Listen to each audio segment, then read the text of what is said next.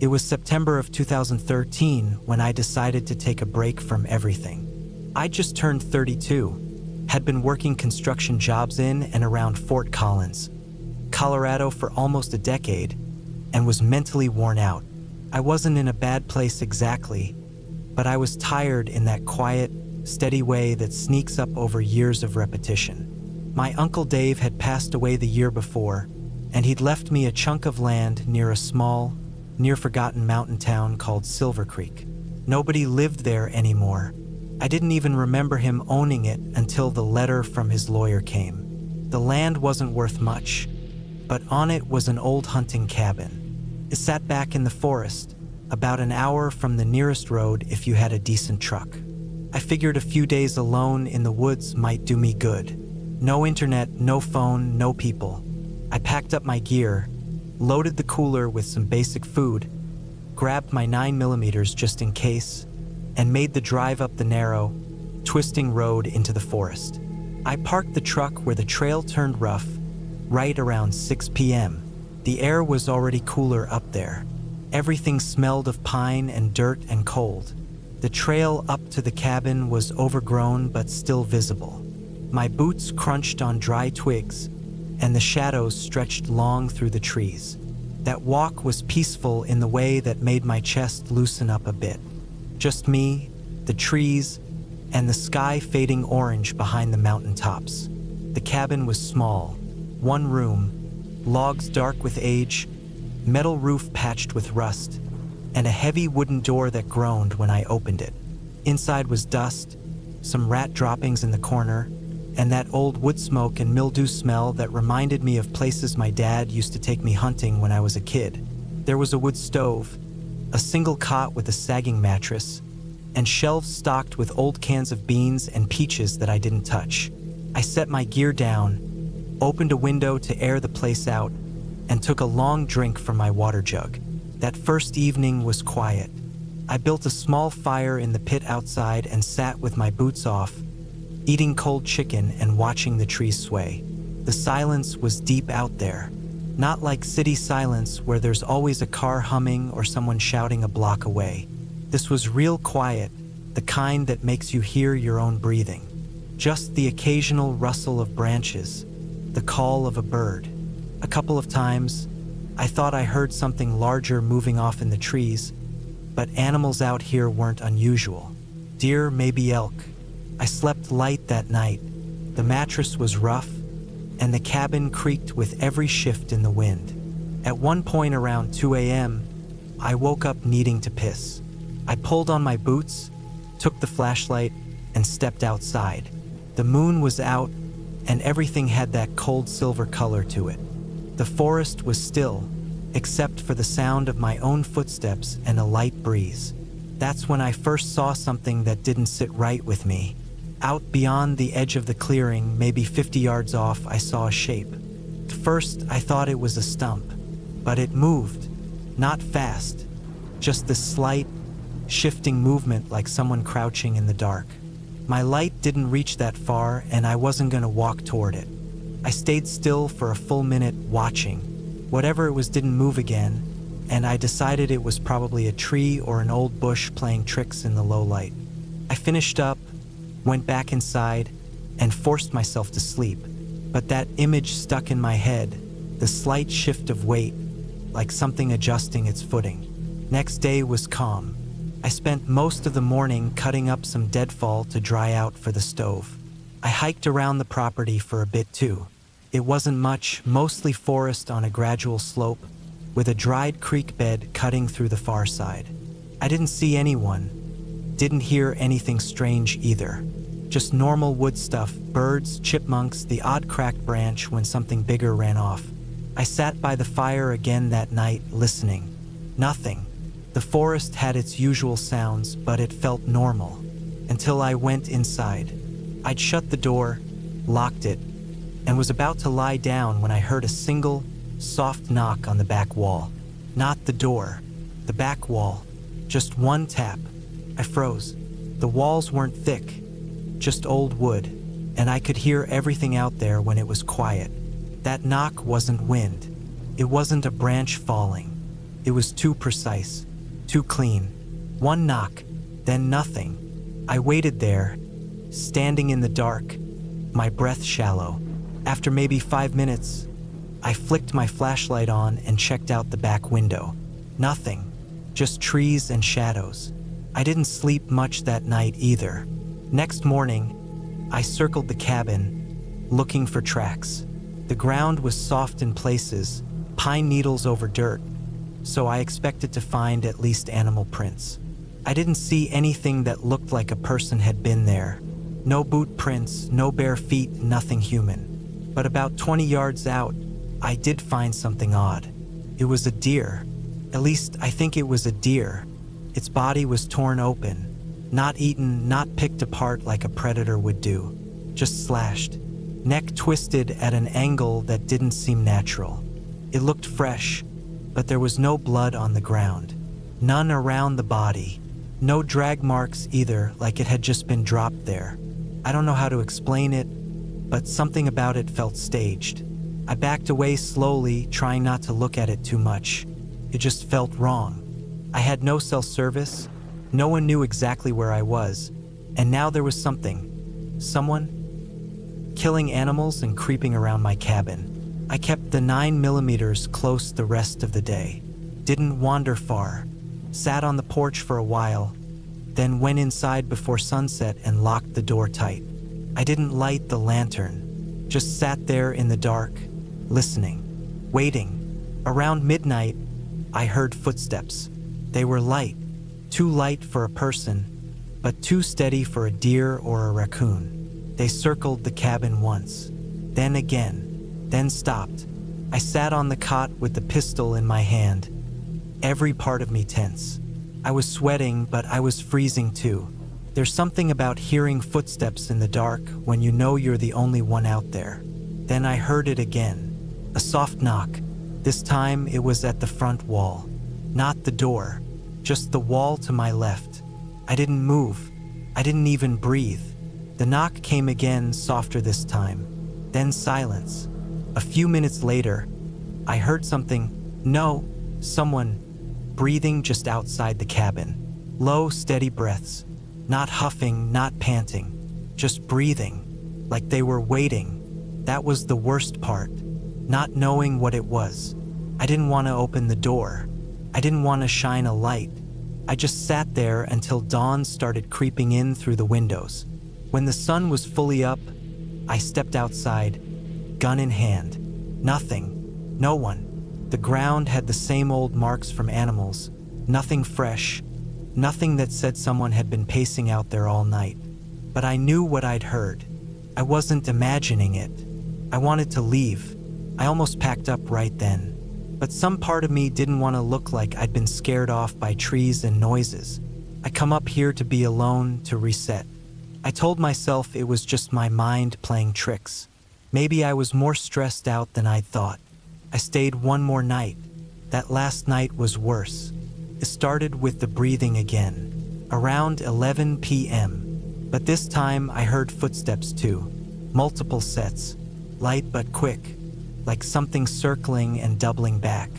I sat in the dark with the gun, not blinking, not moving. I heard scratching then, not at the door, higher up, near the roof. That's when it hit me. Whatever it was, whatever they weren't trying to break in. They were testing me, watching, waiting. At some point, the footsteps stopped. The breathing stopped. The scratching stopped. And then I heard a voice. Not a real voice. Not like someone talking. It was more like something trying to sound like a person. Like an echo of speech, broken and wrong. Just the sound of syllables repeating. Not in English. Not in any language I knew. And then the worst part, I heard my own voice, came from behind the cabin. Low, breathy, broken. But it was my voice, my exact tone. It said something I couldn't understand, but it was me. I hadn't spoken out loud in 2 days, but I heard it clearly. My voice, outside the cabin, whispering something I couldn't make out. I sat there until morning. I didn't move, didn't sleep, just kept the gun aimed at the door, my body aching from staying in one position for too long. As soon as the sky turned gray with dawn, I grabbed my gear, stuffed it into my pack, and got out. I didn't even clean up. I didn't eat. I didn't drink. I just left. The walk to the truck felt like it took forever. I kept looking back, kept stopping to listen. I didn't see anything, but I knew something was there. I could feel it behind the trees, moving when I moved, stopping when I stopped. I made it to the truck and didn't look back once I was inside. I drove until I hit signal, called my brother, and told him I was coming to stay for a few days. I didn't explain why. I never went back to that cabin. I signed the land over to the state a few months later. Didn't want it. Didn't want to know who might have gone up there after me. I kept telling myself it had to be an animal. Some local kids messing around. Maybe some kind of hallucination from stress or lack of sleep. But deep down, I know what I felt. I don't use the word skinwalker. That word has weight, history, and belief behind it. I don't know what I believe, but I know something was up there. And whatever it was, it watched me, learned me, and tried to become me. And that's why I don't go into the woods alone anymore.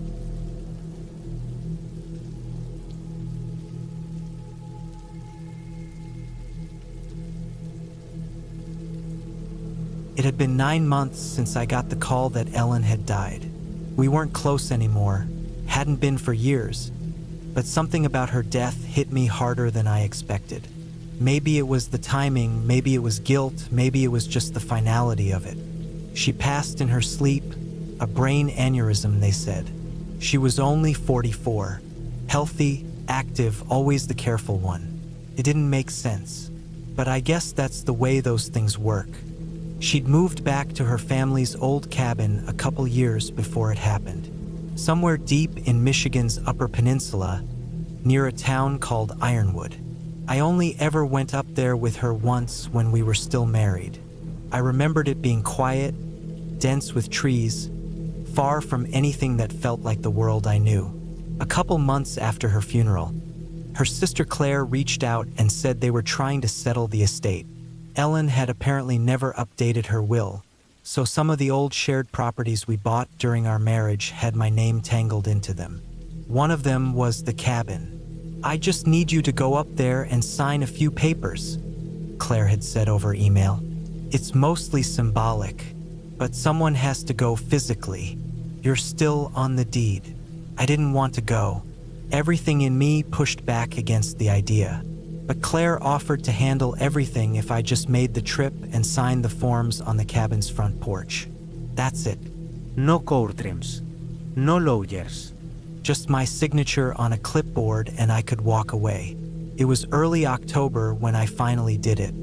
I figured I'd drive up from Green Bay, where I'd been living for a few years, take care of it in a day, and be back home before nightfall. The cabin was maybe a 4-hour drive, but it felt longer. The roads kept getting smaller and older, cracked and patched, with fewer signs and more trees. I remember stopping once at a gas station to stretch and ask if I was still heading the right way. The woman at the register barely looked up. "Just keep going north," she said. I knew I was getting close when the pavement turned to gravel, and the air started to feel heavier. The trees closed in tighter, and the cell signal dropped completely. I had printed directions just in case, which was good because my phone was useless now. Eventually, I saw the old wooden sign nailed to a pine trunk, Kettle River Road. That was the turn. From there, it was just a narrow lane winding through woods, barely wide enough for one car. The trees were so thick the sunlight hardly reached the ground. I slowed down to a crawl. My tires kicked up dust and pine needles. The place looked exactly like I remembered it. The cabin appeared suddenly, tucked between trees like it was trying to disappear. Brown wood siding, old green roof, a porch with 2 uneven steps, one of which I remembered creaked like hell. The chimney was chipped at the top. The small front window was fogged and dull, but it was still standing. I parked off to the side and killed the engine. It was dead silent. No birds, no wind, not even the buzzing of bugs. Just me and the woods. I stepped out of the car and grabbed the manila folder Claire had mailed me. The air smelled like wet leaves and old bark. I made my way up the porch and tried the top step carefully. Still creaked, louder than I remembered. There was a folding chair set up by the door, just like Claire said there would be, with a clipboard and pen resting on the seat. I sat down, flipping through the pages. It was just the deed transfer stuff. Sign here, initial there. I didn't bother reading it too closely. I just wanted to get it done and leave. I signed the last page and let out a breath I didn't realize I was holding. I should have left then, but I didn't. Something about the place held me there. Maybe it was nostalgia. Maybe it was guilt. Maybe it was something worse. I stood up and looked at the front door. I still had the old key, believe it or not. Never threw it out. Just sat in the back of a drawer for years. I pulled it from my jacket pocket, feeling the cold metal between my fingers. I didn't think I'd use it, but now I was here. The door stuck a bit, then gave way with a groan. The air inside was stale and thick, like it hadn't moved in weeks. Dust floated in the sunlight, cutting through the window. The place was almost exactly how I remembered it. Couch facing the fireplace, small wooden table in the center, a rug with cigarette burns and coffee stains. Same old kitchen with green cabinets that didn't fully shut. I stepped inside and let the door close behind me.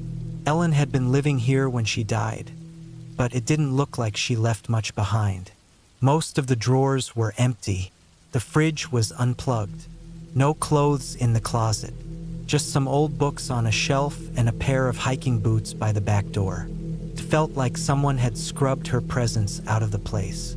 But not everything was gone. In the bedroom, I found a small box on the dresser. Wooden, carved, with a little lock on the front that was already open. Inside were letters, dozens of them. I didn't read them right away. I shouldn't have read them at all. But something made me sit down on the edge of the bed and start opening envelopes. Most were unsent letters. Some addressed to me, some to Claire, some with no name. They weren't long, mostly thoughts, memories, fragments, things she never said out loud. One of them said, "I still see him sometimes, out by the tree-line. Not every day, just when it's quiet enough. He doesn't come closer, just stands there." At first, I thought it was metaphorical, a dream, a ghost from her past. But the more I read, the more it felt like she really meant it. I don't know who he is. He's tall, never moves, just stands in the same spot for hours. I watch him from the window, and sometimes I think he's looking back. I thought it was a hunter at first, but hunters don't stay still that long, and they don't come back every week. There were at least 6 letters that mentioned this man, always standing at the edge of the woods, always in the same spot, never coming closer. I folded the letters and put them back in the box. I felt something I didn't expect. Anger mixed with unease, like there was something she never told anyone, like she'd been scared out here. I looked out the window toward the tree line, and for a second, I found myself holding my breath. There was nothing there, but I still felt it. That feeling like I was being watched. That pressure, that silence. I stayed in the cabin longer than I meant to. I told myself I was just reading, just remembering, but I kept checking the windows, watching the trees. By the time I realized how long I'd stayed, the sun was dipping low. The trees made it feel darker than it was. I stood up and gathered the papers. I signed everything. I just needed to drop the envelope in the mailbox by the main road. But when I stepped outside, I noticed something that stopped me cold. Footprints, not mine. Fresh ones in the dirt near the side of the house. Big, deep prints. Boots, probably, leading from the woods to the cabin wall and back again. I stared at them for a long time. My first instinct was to think it was a ranger or a hunter, but no one had knocked. No one had spoken, and the cabin was far from any trail. I walked to the edge of the woods and looked in. The trees swallowed everything past a few feet. There was nothing to see, but the prints were real. I followed them a little. They led nowhere, just vanished after a while into grass and leaves. I turned around fast, feeling that pull in my gut, that tension. I shouldn't have stayed. I knew that now. I should have walked away after signing the papers. But something in me had cracked open. I felt like I owed Ellen something. I just didn't know what. That night, I stayed in the cabin. First time in over 10 years. Couldn't sleep. The wind came up strong, knocking branches against the roof. The walls creaked. I kept thinking about those letters, about the man in the woods, about the footprints. Around 2 a.m., I heard something outside. Not just branches, not just wind. A thud, a slow drag, another thud. I sat up in bed, heart pounding. The room was cold, and the walls felt thinner now. I crept to the window and looked out into the dark. At first I saw nothing. Then I saw movement, just inside the tree line. A shape, too far to see clearly, but it was tall, upright, still. I stared at it for what felt like a full minute. It didn't move. I blinked, still there. I turned away for a second to grab the flashlight from the dresser, and when I looked back, gone. I barely slept after that. I kept the flashlight in my hand and stayed in the chair by the window until dawn. When morning came, I packed up and left. I dropped the signed forms in the mailbox and drove away without looking back. I don't know what Ellen saw. I don't know who that man was. If it even was a man. Maybe it was some sick hunter or some unwell local, or maybe just a tree that looked wrong in the dark. But I believe now that she was afraid in those last months. She'd written the truth in those letters. Someone was watching the cabin. Maybe not every night, but sometimes. And not anymore, because that cabin's been empty for months now. Or at least it's supposed to be. I didn't tell Claire what I saw. I didn't tell anyone. I signed the papers and let them move forward with the sale. The place is someone else's problem now. But sometimes, at night, when I'm trying to sleep, I think about that moment by the window, how still he stood, how quiet it was, and how I never saw him leave.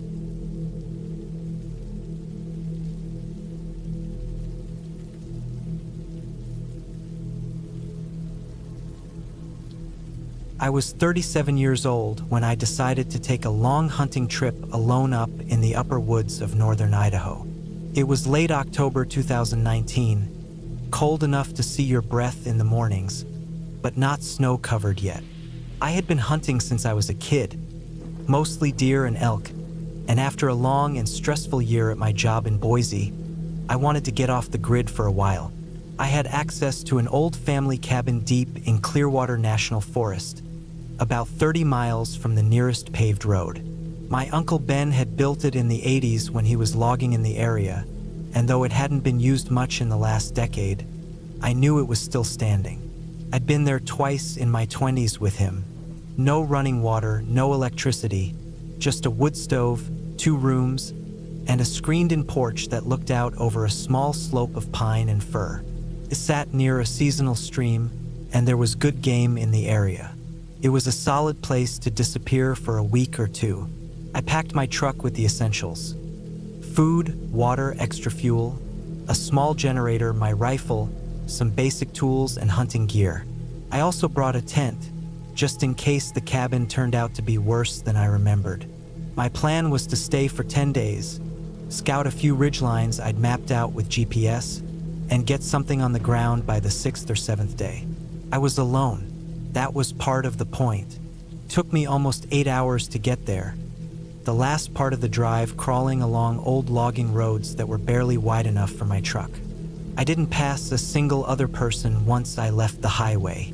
No one hikes that far in, and certainly not in late October. The place was quiet, too quiet. When I finally pulled up to the cabin, I killed the engine and just sat there for a while. The sun was dropping behind the trees, and everything had that blue-gray color the forest gets right before dusk. You could hear the stream gurgling nearby. No birds. No wind, just that cold, dry stillness. The cabin looked about like I remembered. A little more weathered, maybe. The porch was partially caved in on the right side, probably from snow weight over the years, and one of the shutters had come loose and was hanging crooked. The door was still solid, though, and when I pushed it open, it swung in without much resistance. The inside was musty but not awful. Mouse droppings in the corners. A few old metal pans still hanging from hooks. The wood stove was still there in the corner, rusted but usable. I opened a few windows to air it out, swept up the worst of the dirt, and unrolled my sleeping bag on the old cot. I planned to be out scouting before dawn anyway. That first night, I made a small fire in the stove and boiled water on top of it for a dehydrated meal. I set up a motion-activated trail cam on a tree just off the porch, mainly for curiosity. Then I turned in, listening to the popping of the fire as the cabin cooled down around me. I woke up at 3:47 a.m., freezing. The fire was dead. It was pitch black outside. I wrapped myself tighter in the sleeping bag and lay still, listening. That's when I realized what had woken me. Something had been moving outside. Slow steps crunching leaves. Not a bear. Too quiet. Not a deer either. Something two-legged. I held my breath and listened harder. The steps stopped, then started again, circling around the back of the cabin. My heart was hammering. I had my rifle right next to me, but I didn't move. I didn't even reach for a flashlight. I just lay there in the dark, every part of me tense. Then the footsteps faded, going off down the slope toward the stream. I didn't sleep again that night. By morning, I tried to convince myself it had just been a moose or maybe even a cougar passing close. They'll sometimes walk on two legs if they're pushing up against a tree. I made coffee, strapped on my gear, and headed out for a long loop around the ridgeline. I hiked almost 12 miles that day and didn't see another person. Just some elk tracks in the soft dirt and one fresh scrape on a tree, probably a young buck. I was back at the cabin by late afternoon, exhausted. I checked the trail cam. The SD card showed something had passed at 3:49 a.m., but the image was blurred, dark, and hard to make out. It was tall. I could see a silhouette, long limbs, and maybe a hood or something on the head. It was standing about 20 feet off the porch, partially hidden by a tree. My stomach dropped when I saw it. That wasn't an animal. I didn't have cell service, and the weather forecast I had checked before coming in had said clear skies for at least 5 more days. I debated leaving early, but the stubborn part of me, the part that didn't want to look like an idiot for running from a shadow, kept me there. That night, I didn't light the stove. I lay in my sleeping bag with the rifle across my chest and the flashlight in my hand, staring at the ceiling. At 2:58 a.m., I heard footsteps again, this time slower, almost dragging. They came from the same direction around the back, but didn't go all the way around. They stopped right at the wall behind the wood stove. Then I heard the porch creak. I didn't move. The door didn't open. Nothing else happened. Just silence for a long time. Then a dull thump against the wall. Not hard, more like a hand or a head pressing gently against the logs. Then nothing. The next morning, I went outside and checked. I saw prints in the dirt, bare feet. Long ones, not animal. The steps led down toward the creek again, but vanished into the brush. I thought about leaving right then, but I hadn't gotten anything yet, and I was 5 hours from the nearest town. I had a rifle. I was a grown man. I stayed. The third day, I hunted east of the cabin along the creek and set up a tree stand in a small clearing where I'd seen a lot of tracks. I stayed out until almost sunset. I got one good shot off at a large buck, but I missed. When I got back to the cabin, I noticed something immediately. The trail cam was gone, ripped clean off the tree. The strap had been cut, not torn. I looked around in a wide circle but never found it. Something or someone had taken it. That night, I didn't sleep at all. By the 5th day, I was paranoid. I kept hearing twigs snapping at odd hours, and I stopped going far from the cabin. I set up makeshift noise traps, old tin cups hanging from strings, piles of sticks near the path. I knew I was being watched. I could feel it.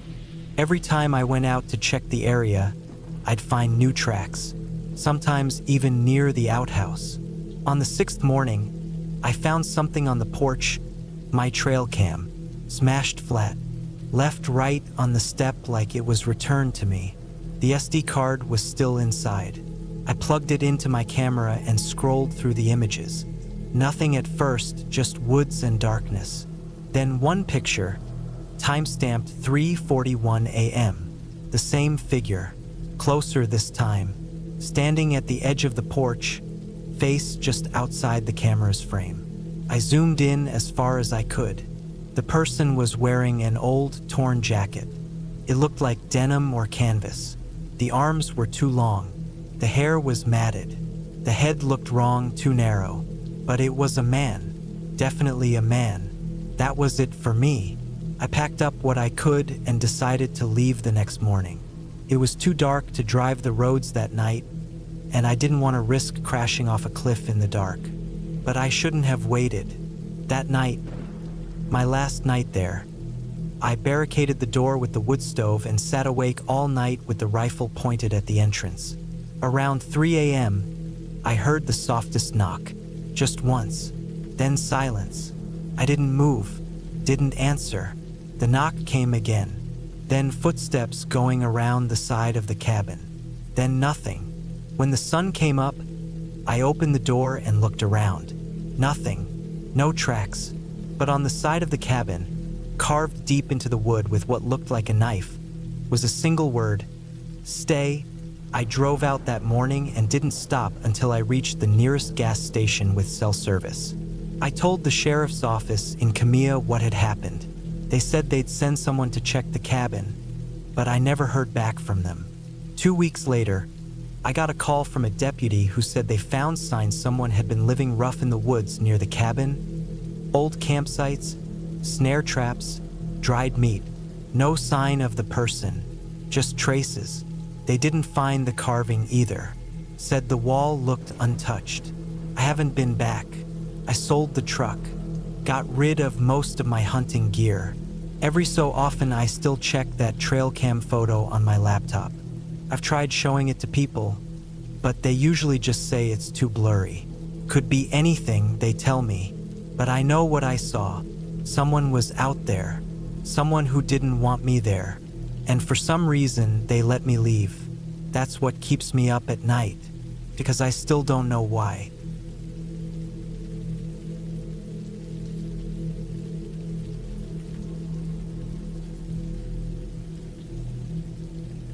My name's Ryan Miller. I was 34 years old when this happened. That was in early October of 2017. I had taken some time off work to get away from the noise and stress of Manchester. I'd been working construction for over 10 years and my back was acting up more often than it used to. My doctor said it was strain and poor posture. I didn't argue. I'd been thinking about taking a proper break for months, but kept putting it off until I had a small scare at work when I blacked out for a few seconds while carrying rebar. I wasn't married. I didn't have kids. There was no one really tying me to the city. My parents were both gone. My sister lived abroad with her family. I figured some peace and quiet might help reset my mind a bit. I booked a week-long stay in a small, private cabin near Thetford Forest, down in Norfolk. The place sat just outside the actual forest line, not far from a winding country road, with fens and wetlands stretching a few hundred meters behind it. I found it on a listing website. It didn't have reviews, which normally I'd take as a red flag, but something about the isolation appealed to me. The listing described it as rustic, quiet, and for true nature lovers. The photos were simple. A plain log cabin, a short gravel driveway, and what looked like a large waterlogged field behind it. No Wi-Fi, no television, no cell service. Just solar power and a fireplace. That was the point. I drove down on a Sunday morning. It was just past dawn when I left, and it took me around 4 hours to get there with stops. The road thinned out the deeper into the countryside I went. Thick trees closed in around the sides, and the hedgerows were higher than my car in places. I passed maybe 3 other vehicles in the last hour of the drive. The last road was just gravel and dirt, filled with potholes and wet spots. I followed a simple sign with an arrow marked cabin, and eventually the forest opened slightly and I saw it. It looked just like in the photos. Nothing fancy, just a single-floor wooden structure with a mossy pitched roof and a tiny porch. The grass around it was yellowing, thick in places and dead in others. To the left of the cabin was a broken old bench that looked like it hadn't been used in years. Beyond the back edge of the property, I could see a wide expanse of brown-green wetland. It wasn't pretty, just flat land with tall reeds, pockets of standing water, and a line of birch trees far in the distance. There was no one around when I arrived. No caretaker, no owner, no key exchange. They'd left the door unlocked like they said they would. The inside was colder than I expected. Everything smelled of damp wood and dust. There was a cot, a fireplace, a small kitchenette with a rusted sink, a compost toilet in the corner, and a chair by a tiny window. That was it. No curtains, no mirrors, no decorations. It wasn't cozy, but it was quiet. The only noise came from the wind and the distant hum of insects outside. I dropped my bag on the floor, lit the fireplace using the matches and dry wood they'd left, and sat for a while. I didn't do anything for the first hour, just sat in that chair, staring out at the fun through the little window. It was weird how still everything felt. That first day passed slowly. I didn't do much except unpack, walk around the edge of the property, and warm up canned food on the small gas stove. I read a paperback I'd brought with me and went to bed early. I slept okay. Woke up once or twice from the cold and fed the fire. The second night was different. Around 2 in the morning, I woke up to a sound like soft sloshing outside. I figured it was just wind pushing the water around. The phone stretched back far enough that you couldn't see where it ended. I got up to pee in the compost toilet and looked out the window as I passed it. There was someone standing near the edge of the property, far back where the grass turned to marsh. It was a person, no doubt. I could make out the pale color of their face in the moonlight and the shape of their coat. It was a woman. She stood dead still, just staring toward the cabin. My first thought was that I was dreaming or maybe half awake. I blinked hard, wiped my eyes. She was still there. I couldn't see her face clearly, but her silhouette was plain against the marshy field behind her. I didn't do anything, just stared back.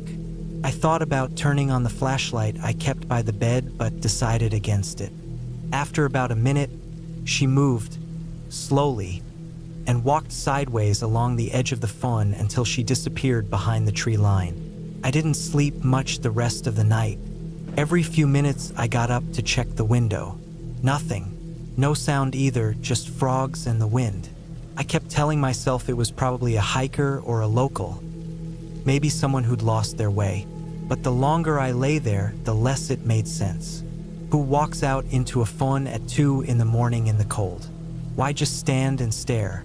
The next day, I tried to forget it. I told myself it wasn't worth worrying about. I went for a walk down the gravel road to clear my head. I didn't see another soul the entire time. There were no other cabins, no signs of people. The air smelled like wet leaves and old water. I made it halfway down the road before I noticed something strange. Just past the bend, in the soggy grass on the left, was a set of footprints. Deep, narrow prints that had sunken into the mud. They weren't from boots. They looked like flat shoes, like something an old woman might wear. They led from the edge of the woods out toward the fun. I didn't follow them. I just stood there staring. Then I turned around and walked back. I told myself I'd leave early, maybe Wednesday. I didn't want to seem paranoid, but something felt off. I didn't feel watched exactly, just unsettled, like the forest and the wetland were holding their breath. That night it rained. The sound of it on the roof was heavy, loud. It came in sheets, turning the fawn into a shallow lake. Around midnight, I saw her again. She was standing closer this time, right at the edge of the tall grass, maybe 30 feet from the cabin. I hadn't heard her walk. She was just there when I looked out the window, standing ankle deep in the mud, soaked head to toe, her coat clinging to her frame. I couldn't see her face. Her head was tilted down, hair hanging over it. She stood that way for a long time. I felt this tightness in my chest, like I couldn't breathe properly. I stayed completely still, crouched by the window, just watching. She didn't move, not for 10 minutes. Then, finally, she turned and walked back toward the water. She never looked up. I didn't sleep that night. I sat up with the fire burning low, flashlight in one hand, a hammer in the other. I kept checking the windows until dawn. No sign of her, no sound at all. The next morning, the ground around the cabin was soaked. I found more prints. They weren't scattered or random. They made a path around the cabin, like someone had slowly walked a full circle. Then I found something else. Near the back door, in the wet mud, was a scarf. Old wool, green and brown, torn at one end. It was knotted up like someone had pulled on it hard. I didn't touch it. I just stared at it for a long time. I started packing that afternoon. There was no cell signal, no way to call anyone. I kept thinking about the listing, how there were no reviews, no photos inside the cabin. No caretaker. No contact after I booked it. I checked the instructions again. The owner's name wasn't listed. No number, just an email. I sat on the edge of the bed for an hour trying to decide if I should walk down the road, try to find another house or farm. But something in me didn't want to leave the cabin either, not while it was still light. I waited until the next morning to leave. I kept the fire burning all night, kept the hammer next to me, flashlight in my lap. I didn't see her again, but just before dawn, I heard something outside. Soft tapping on the side of the cabin, like knuckles on wood. First on the right wall, then the back. Slow and steady. I didn't move. I just sat there, holding my breath. After about 20 minutes, it stopped. When the sun came up, I went outside. The ground was covered in prints, some fresher than others. They led up to the walls around the cabin, then back toward the fawn. I followed them just far enough to see where they ended, right at the edge of the water. That's when I saw the footprints change, from clear shoe prints to something else, just indents, as if whoever made them had sunk into the mud and vanished. I got in my car and left that hour. I didn't look back. I drove until I reached a town and used a petrol station phone to call a friend in Manchester. I told him I was cutting the trip short. I didn't say why. Later, I tried to find the listing again. It was gone. The page had been removed. No trace of it in my history either. The email I sent to the owner bounced back. Address not found. I looked up the property, tried to search maps and real estate records. Nothing came up. It's been years since that week. I haven't told many people. They wouldn't believe me anyway. I didn't hallucinate it. I wasn't sleep deprived. I wasn't drunk or on anything. I saw a woman out there, more than once, real, breathing, alive. I don't know who she was. I don't know why she was watching me. I just know I wasn't supposed to be there. Sometimes I still dream about that tapping sound. Soft, slow, always outside, always getting closer.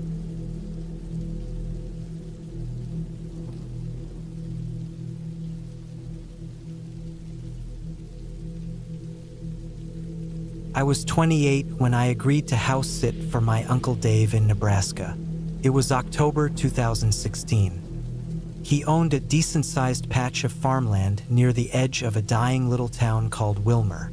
No more than 300 people lived there, and that was on a good day. He had cows, some chickens, a few hogs, and most of the land was used for corn. There was a small cabin tucked about half a mile from the main farmhouse that he kept for guests or the rare times he wanted quiet. He and his wife were heading to Kansas for a wedding and wanted someone to keep an eye on the place while they were gone. I was between jobs, and the thought of getting away for a week and staying in a quiet cabin sounded like the reset I needed. It wasn't supposed to be anything but some peace and quiet. The first day was normal. I pulled up just after 10 a.m. in my old gray Tacoma. The bed filled with basic groceries, extra batteries, and some tools just in case. The air had that crisp bite you only get in the Midwest fall. Orange leaves fluttered across the gravel driveway. My uncle gave me a quick walkthrough, feeding times, how to reset the generator, which shed held the backup diesel. He handed me a ring of keys, clapped me on the back, and within 20 minutes they were gone. The cabin was small but decent. One bedroom, a combined kitchen and living room, a narrow bathroom with an old metal-framed mirror. There was a wood stove in the corner that crackled quietly when I got a fire going. The walls creaked when the wind picked up. No Wi-Fi. Cell signal was hit or miss. The land stretched out for miles in every direction, mostly fields and tree lines that got denser near the back edge. The first night was uneventful. I had a few beers, cooked pasta, listened to a podcast I downloaded before I lost signal. I stayed up late just enjoying the silence. No sirens, no traffic, no neighbors arguing. Just the low hum of wind over cornfields. The next day I did what he asked. Fed the animals, checked the fence line, picked up a few branches that had come down near the driveway. It was relaxing in a way. My boots crunching across gravel and dirt. The pigs grunted lazily when I poured feed into their troughs. I got back to the cabin around 3, started another fire, and made a sandwich. That night I started to feel off. Couldn't say why. It wasn't anything big. Just a strange feeling that I wasn't completely alone. It didn't make sense. The land was surrounded by barbed wire fencing and bordered by thick tree lines. The nearest neighbors were almost a mile away. Around 10, I stepped out to use the outhouse. There was a small one maybe 30 yards behind the cabin. Just a wooden shack with a crooked door and a squeaky hinge. The moon was high, casting silver light across the fields. My breath puffed in front of me, and then I noticed something strange. There were tracks in the dirt path. Not mine. Mine had come from earlier in the day, walking toward the outhouse and then back. These were newer, deeper, wider. Work boots, probably. The tread was thick and patterned, the way construction or farm boots are. They came from the tree line, curved slightly, and stopped a few feet from the back of the cabin, then vanished. No return trail, no side steps, just gone. I stood still for a long moment. My heart beat a little faster, but I told myself it could have been my uncle. Maybe he came back before leaving town. Maybe the delivery guy for the grain. Maybe I missed them. I used the outhouse quickly and headed back in. Locked the door. Stoked the fire until it was blazing. That night I kept the flashlight close and slept with my boots on the floor. The next day I checked the back again. No new tracks. Nothing had been moved. Nothing broken. I shrugged it off and tried to ignore the slight pressure in my chest. I went about the day. Fed the animals, took the four-wheeler along the fence. I even rode into town to grab a burger and check my phone at a gas station. When I got back, it was almost dusk. That's when I noticed something else. The padlock on the tool shed near the chicken coop had been removed. Not broken, just gone. I had locked it the day before because my uncle asked me to. He was pretty specific about keeping the spare fencing tools and gas cans secure. I opened the shed door slowly. Inside, nothing looked out of place. Everything was lined up on the racks, hooks, and shelves like he always kept them. I looked through the bins, checked the gas cans, the crowbars, the bolt cutters. All there, but the lock was gone. I looked around on the ground in case it fell or got knocked off. Nothing. I even looked behind the shed. Still nothing. Just cracked dry dirt and old weeds. That night I didn't sleep much. I kept hearing things. Little taps, creaks, the occasional thump from somewhere outside. Every time I looked, there was nothing. On the fourth day, I found boot prints again. This time near the barn. Deep ones, as if someone had been walking slow, almost dragging their feet. They circled the side of the barn, stopped under the back window, and turned around. I took the shotgun from the gun rack in the cabin and kept it with me after that. That evening, I sat outside with my back against the porch post, just watching. Nothing moved, but the feeling hadn't left. I kept turning my head, expecting to catch movement near the trees, but there was nothing. Later that night, I checked the barn. I wanted to make sure no one was hiding in there. Took all my nerve to go in. I opened every stall, climbed the hayloft, looked behind the feed bins. Empty. Still, I left the outside lights on. I don't know when I fell asleep. Sometime after 2 a.m. I kept the shotgun on my lap. The fifth day was when it got worse. When I walked out just after sunrise, I saw something that made my skin crawl. The cabin door had fresh scratches around the lock. Not deep like an animal. Thin, careful scratches, like someone had been picking at it with a knife or key. I opened it slowly. Nothing inside was taken, but the edge of the door frame had a slight crack in it now, as if pressure had been put against it. I checked the woods that morning. I walked as far as I could along the tree line, shotgun in hand. I didn't find anyone, but I found something worse. Buried shallow under a patch of dead leaves was a trail camera.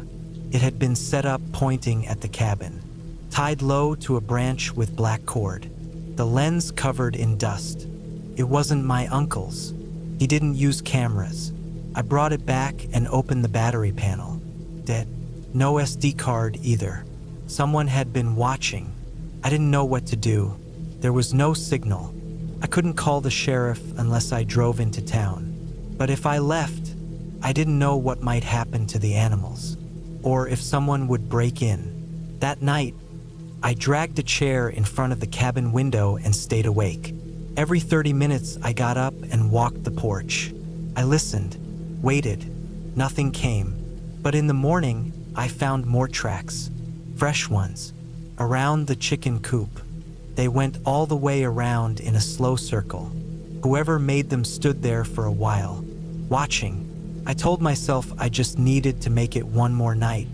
My uncle would be back in the morning. I didn't sleep that night. I just sat there, gun across my lap, ears tuned to every snap of a branch. I didn't even blink for long. At 3:11 a.m., I heard the sound I dreaded. Footsteps on the porch. Slow, heavy. I didn't move. I just sat frozen in the dark with the safety off. They stopped just outside the window. I could hear the boards creak under their weight. Then I heard breathing. No tapping. No knock. Just breathing. After maybe 2 minutes, they moved. The steps faded. Then silence. I waited until dawn. I didn't even try to sleep. As soon as the light came through the trees, I went outside. There were fresh prints. Deep ones, almost muddy from the dew. They led from the tree line to the porch and then back again. Whoever it was had come close, right up to the door, stood there, then left. I didn't follow the tracks. I didn't want to know. At 8 a.m., I heard my uncle's truck rumbling up the drive. When he pulled up, I walked out and told him everything. Showed him the marks, the tracks, the camera. He didn't say anything for a long time, just stared off at the woods like he knew something. We called the local deputy. He came out later that day, took pictures, nodded a lot, told us they'd check the area. But I could tell he wasn't expecting to find anyone. He said things like, probably some drifter, or someone cutting through from the other side of the valley. But my uncle had motion sensors on the far gate, and they never triggered once. The weirdest thing? Nothing like that ever happened again. I left that afternoon, and nobody came back to the cabin after that. No more prints. No scratches. No breathing in the dark. It was like whoever it was had only wanted to be there while I was alone. Sometimes, late at night, I still think about those boot prints that came from the woods but never went back. And I still wonder if, while I was sleeping that first night, they were already out there, watching, waiting.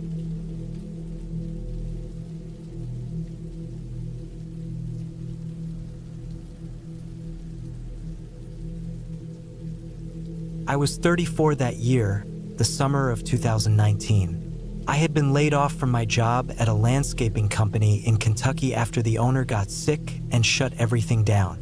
I didn't have much going for me at the time. No wife, no kids. Just me and my old pickup that was starting to rattle worse than a shopping cart. I needed to clear my head. I figured I'd take a few days, maybe a week, and go somewhere quiet. Get out of the town, be alone, breathe for once without all the stress. I remembered a place my uncle used to mention when I was a kid. A cabin way out near the Daniel Boone National Forest, long abandoned even back then. He and some buddies used to hunt out there in the late 70s. Said it was remote, forgotten. I hadn't heard anyone mention it in years. I didn't know exactly where it was, but I had a good idea. I pulled out a paper map, marked some places I thought it could be, loaded the truck with gear, tent, rifle, some cans of soup, a tarp, tools, and headed out early one morning in late June. I drove south for hours. The roads narrowed the farther I went. Eventually, pavement turned to gravel, then dirt. I stopped for gas in a town called Jackson, grabbed some beef jerky and a case of water, then pushed deeper into the forest. There were no signs, no clear markers. I relied on memory and gut instinct, taking turns that felt familiar. I passed a rusted-out sign that might have once read, "No trespassing." But it was faded, the metal twisted and leaning sideways. Around mid-afternoon, I found it. The cabin. It sat maybe 50 yards off an overgrown trail, partially hidden behind a cluster of trees and tall grass. The roof sagged in the middle and the front steps were broken, but it was still standing. The wood had gone gray from age. One shutter hung off a hinge. There were no windows in the back, just a boarded-up opening, and a small chimney stuck out like a rotted tooth. I parked the truck in a clearing, grabbed my pack and rifle, and walked up to the porch. The boards groaned under my weight. I pushed the door slowly, creaked open like it hadn't moved in years. Inside, it smelled like dust and old rot. The air was thick, stale. A single room with a wood stove in the corner, a few broken chairs, and an old table with one leg missing. Cobwebs in the corners, a rusted bed frame without a mattress, mice droppings near the walls. I stepped inside, careful where I put my feet. The floor felt soft in places. I looked around. Something about it felt off, but I couldn't explain it. Maybe it was just the silence. You don't realize how loud nature is until you're in a place like that. No wind, no birds, nothing. I didn't plan on sleeping inside. I set up my tent a few dozen feet away, closer to the truck, and used a tree to hang some of my gear. I made a small fire pit, gathered wood, and got a fire going before sunset. I ate soup straight from the can and watched the cabin from a distance. It just sat there, dark and still. That first night was uneventful. Cold air moved in after midnight, and I had to throw on an extra layer. I woke up a couple times, mostly to pee, but nothing strange happened. I heard a coyote once, maybe far off, but that's normal out here. The second day, I explored more. The land around the cabin sloped downward toward a dried creek bed. I followed it for a while, saw some deer tracks, nothing else. Found the remains of an old metal drum and what looked like parts of a rusted lawnmower. Maybe someone dumped trash there decades ago. I circled back around noon and decided to poke around the cabin more. Inside, I noticed faint scratches on the inside of the door. Could have been animals, maybe someone dragging something over time. There were more near the windows. I ran my fingers over them. They were shallow but long. I checked the old stove. It was full of soot and a few chunks of burnt wood. I opened a cabinet near the far wall. Inside were broken dishes, a jar with something white and powdery that had hardened, and a small metal box. The box was rusted shut. I left it alone. Later, I found the old outhouse behind the trees. The door had fallen off and the pit inside was mostly caved in. Nearby were the bones of something, probably a raccoon or possum. The skull was cracked, half buried in dirt. That night, things got strange. I had just settled into my tent after stoking the fire. The woods were still quiet. I was reading by flashlight, nothing serious, just killing time, when I heard a noise. A thud came from the direction of the cabin. I turned off the light and waited. Another thud, then a slow creak like wood bending. I stepped out of the tent, holding my flashlight in one hand and the rifle in the other.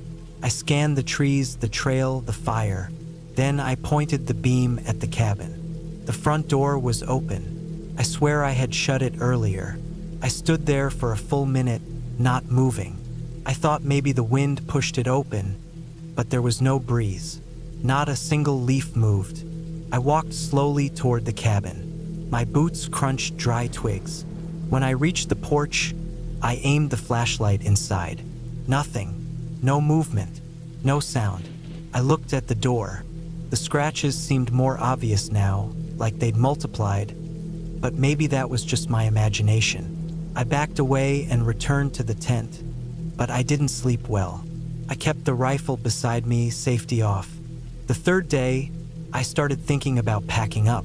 Something felt off about the place. I told myself I was just being paranoid, but I couldn't shake it.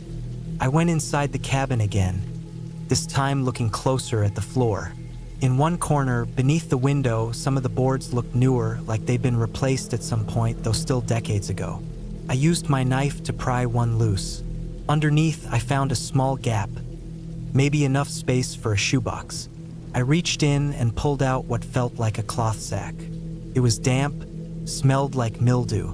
Inside were old photographs, black and white, faded. Most were blurry, but a few showed people. Men in hunting gear. One man appeared in several. He had a heavy brow, deep-set eyes, and a thick beard, always unsmiling. In one photo, he was standing beside a deer carcass.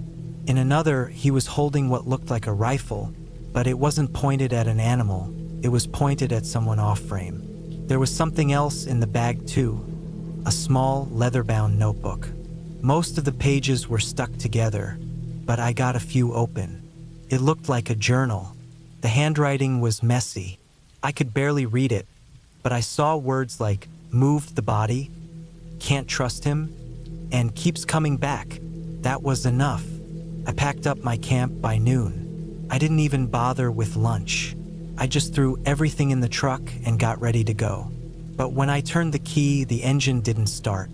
Not even a click. I popped the hood and checked the battery. It looked fine. The cables were tight. I tried again. Nothing. That's when I noticed something strange. The passenger side tire was flat. Not just low, but slashed. A clean slice down the middle. I checked around the clearing. No tracks. No sign of animals or people. Just silence. I changed the tire quickly, adrenaline carrying me. I kept the rifle slung over my shoulder the whole time. Once the spare was on, I tried the engine again. Sputtered, caught, then roared to life. I backed up fast, turned around, and drove without stopping for miles. I didn't breathe easy until I reached pavement. I stayed in a motel that night, barely slept. The next day, I called a buddy who used to do electrical work on cabins out in that area. I told him a little about what I found. He said the cabin I'd described might have belonged to a guy named Reuben Carter back in the 60s. Reuben was a recluse, lived alone. There were rumors, missing people, strange things, but nothing ever proven. He disappeared in '73, never found. Locals assumed he died out in the woods. His land was never sold. No one wanted it. I never went back. I didn't tell anyone else. I threw away the journal, the photos, burned the bag. There was no ghost, no monster, no curse. Just a forgotten cabin, a dead man's secrets, and the kind of place that doesn't want to stay hidden. I think someone or something still goes out there. Maybe a drifter, maybe someone related to the old man, or maybe just someone who doesn't want that place found again. All I know is this: if you ever find an old cabin off a trail with no name, don't go inside. Don't stay the night, and never ever open the floorboards. Some things were buried for a reason, and not all of them stay that way.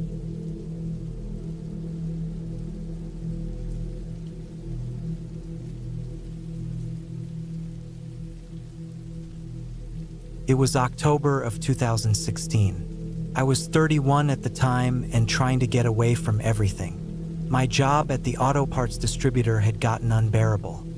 Long hours, crap pay, and a supervisor who had it out for me. I had no real family commitments, no wife or kids, and barely kept up with friends. I needed to reset. So I took 2 weeks off, packed my old black Ford Ranger with basic gear, and headed toward a small cabin in western Montana, up near the base of the Bitterroot Mountains. The cabin belonged to an old friend of my dad's, a guy named Henry. He let my family use it sometimes when I was younger, and I remembered the place as peaceful, quiet, far from the rest of the world. It had no cell service, no internet, and was surrounded by dense pine forest. The nearest paved road was almost 20 miles away. I didn't tell many people I was going. Just one coworker, Keith, in case something happened. Other than that, I wanted complete silence. No phone calls, no texts, no news. Just firewood, canned chili, instant coffee, and air that didn't smell like truck exhaust. I got there in the late afternoon after a long drive from Spokane.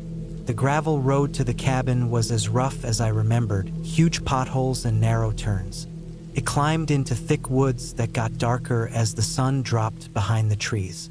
When I pulled up to the cabin, the front porch was covered in dry pine needles and fallen leaves. The place looked untouched, just the way I wanted it. The cabin itself was basic.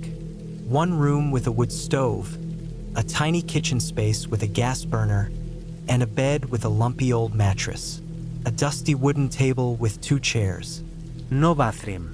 Just a hole-in-the-ground outhouse about 50 feet behind the cabin. There was a water pump outside, and Henry had told me it still worked.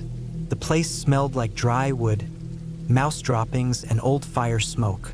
I unloaded my truck, got a fire going in the stove, and heated up a can of chili. I hadn't felt that calm in months. After dinner, I sat on the porch in my jacket and just listened. The woods were so quiet. No cars, no voices, just wind in the branches and the occasional sound of something moving in the underbrush. Probably a raccoon or deer. The first couple of days were exactly what I needed. I slept late, read an old paperback I found on the shelf, went for long walks through the trees, and spent hours just sitting by the fire. I didn't even bring a clock with me, so I lost track of time. I started chopping wood with the dull axe Henry left behind and cooked whatever I had in my cooler. Every night, I'd kill the lantern early and sleep like a rock. But on the 4th night, something started to feel off. I couldn't explain it, but I felt like something had shifted. Started with a small thing. I went out early in the morning to take a leak behind the outhouse. There were boot prints in the mud, not mine. I checked the soles of my boots, they were different. These prints were wider, with a thick heel and heavy tread. They were also fresh, not more than a few hours old. I just stood there for a long time, staring at them. I told myself it was probably nothing. Maybe Henry had sent someone up to check on the place before I arrived, or maybe some local hunter had wandered through. But it didn't sit right with me. These prints came from behind the outhouse, not toward it. They came from deeper in the woods.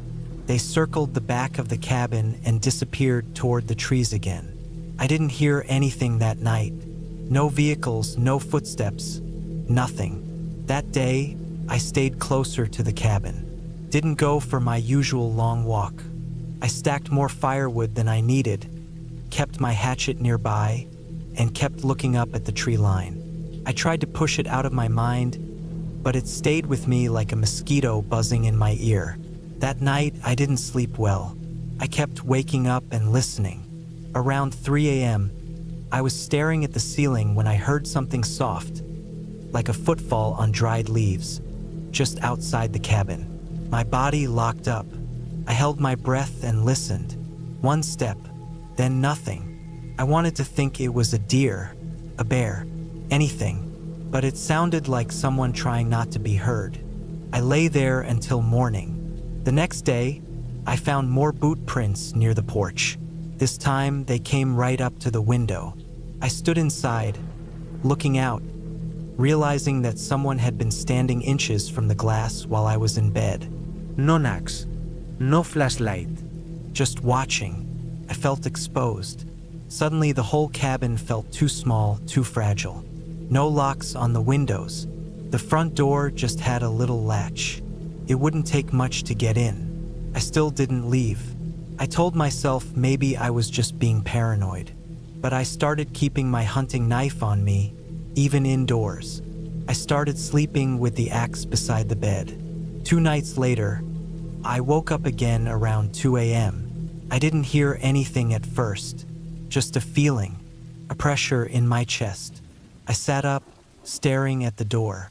Then I heard it, slow, steady crunching outside. Someone walking just beyond the cabin, maybe 10 or 15 feet away.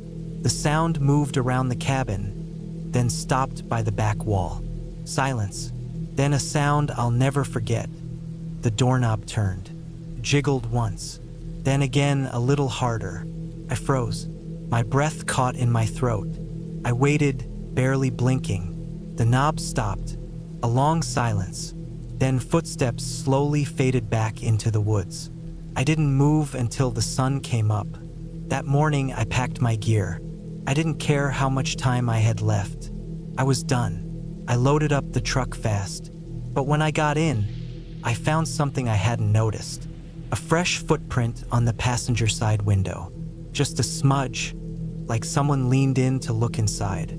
I drove out of there like hell was behind me, but the road was worse than I remembered. It had rained the night before, and the trail had turned to muck. My tires kept sliding. At one point, the truck got stuck near a bend where the forest closed in tight. I had to get out and wedge rocks under the tires to get traction. As I worked, I felt something in the trees. It wasn't a sound or movement, just a presence. I looked up and scanned the woods. Nothing, but I swear I wasn't alone. My hands were shaking as I climbed back into the truck and finally lurched forward out of the mud. I didn't stop until I got back to the highway, nearly an hour later. And when I did, I pulled over and just sat there, breathing hard, watching the tree lean in my mirror. Back home in Spokane, I didn't tell anyone about it for a while. I just said the trip was peaceful and quiet, but I couldn't sleep right for weeks. I'd wake up sweating, convinced I heard footsteps outside my apartment. Every time I walked to my car, I checked the windows. For a while, I started carrying that knife in my jacket pocket again. A month later, I called Henry and told him everything.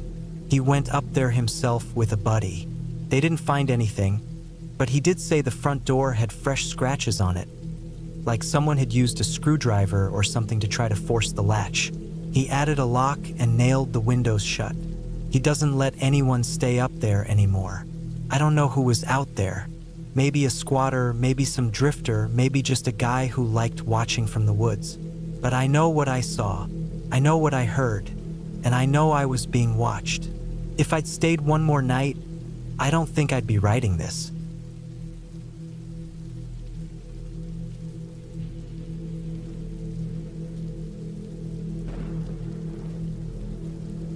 I was 34 years old when I decided to take a short break from everything: work, people, the noise, the traffic, the stress. It had been a heavy year. I'd gotten divorced back in April, and the months that followed dragged out like an old injury. Everything hurt in a dull, numbing kind of way, even when nothing was wrong on the surface. I booked the cabin through a private rental site. The guy who owned it had it listed as off-grid but comfortable. It was buried deep in the mountains of West Virginia, past a small town called Roland. Not a tourist trap or anything, just a forgotten corner of the state where you can drive for 30 minutes and not see another car. That's what I wanted. I arrived mid-October. The trees had gone orange and red. Leaves fell like slow rain. I'd packed everything in my truck: food, water, sleeping bag, my old .22 rifle, and a portable generator. The cabin had no running water and no electricity. I wasn't looking for comfort. I was looking for quiet. The directions took me off the paved roads after about 2 hours. Gravel cracked under my tires as I climbed higher. Eventually, the trees thinned out and the road ended at a clearing. There, tucked into the hill just before the tree line, was the cabin. It looked exactly like the photos. One room, weathered wood, a metal chimney pipe sticking out the top. No fence, no mailbox, no driveway, just a rectangle in the woods. But what the photos didn't show was what sat behind it: a small graveyard. The clearing continued up a soft slope past the cabin, and just beyond a line of dying trees was a cluster of maybe 15 crooked headstones. Most were leaning, some had cracked in half. Some had been overtaken by vines. There was no fence around them, no signs, no path. Just a hill and a handful of old graves. It bothered me at first. Not in a creepy way, just strange. The ad never mentioned it. Maybe the owner didn't think it mattered. Or maybe he thought it'd scare people off. I didn't really care. Dead people don't bother me.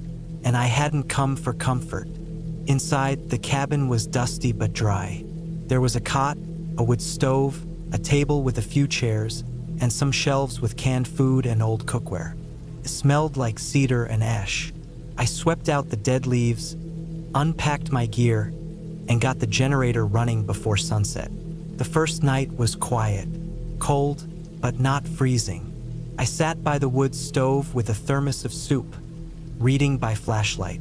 The silence was exactly what I needed. No phones, no traffic, no people. By the second day, I'd settled in. I hiked some trails, took photos, watched the clouds roll over the peaks. At night, I'd sit outside and just listen. No coyotes. No owls. Just wind in the trees. But it was the third night when something shifted. That evening, around 9 p.m., I went outside to use the bathroom behind the cabin. I was halfway done when I thought I heard a sound from the direction of the graves, like a dull scraping. I paused and turned my head. Nothing, just the rustle of wind through the brush. But then I heard it again. A low, dragging sound like something being pulled across dirt. Came in short bursts, then stopped. I zipped up, grabbed my flashlight, and pointed it up the slope toward the headstones. I didn't see anything, just trees swaying and a few shadows from the stones. I told myself it was probably a branch caught in the wind or maybe a deer stepping through brush. Still, I went back inside and bolted the door. The next morning, I walked up to the graveyard. The headstones were all as I remembered. No signs of fresh soil, no prints, no animals. I counted 15. One of the markers was so eroded you could barely read the name. The others were just as old. The newest date I found was 1927. I don't know why I counted them, but something about the number stuck in my mind. 15. That night was colder. I brought the rifle inside and kept it next to the cot.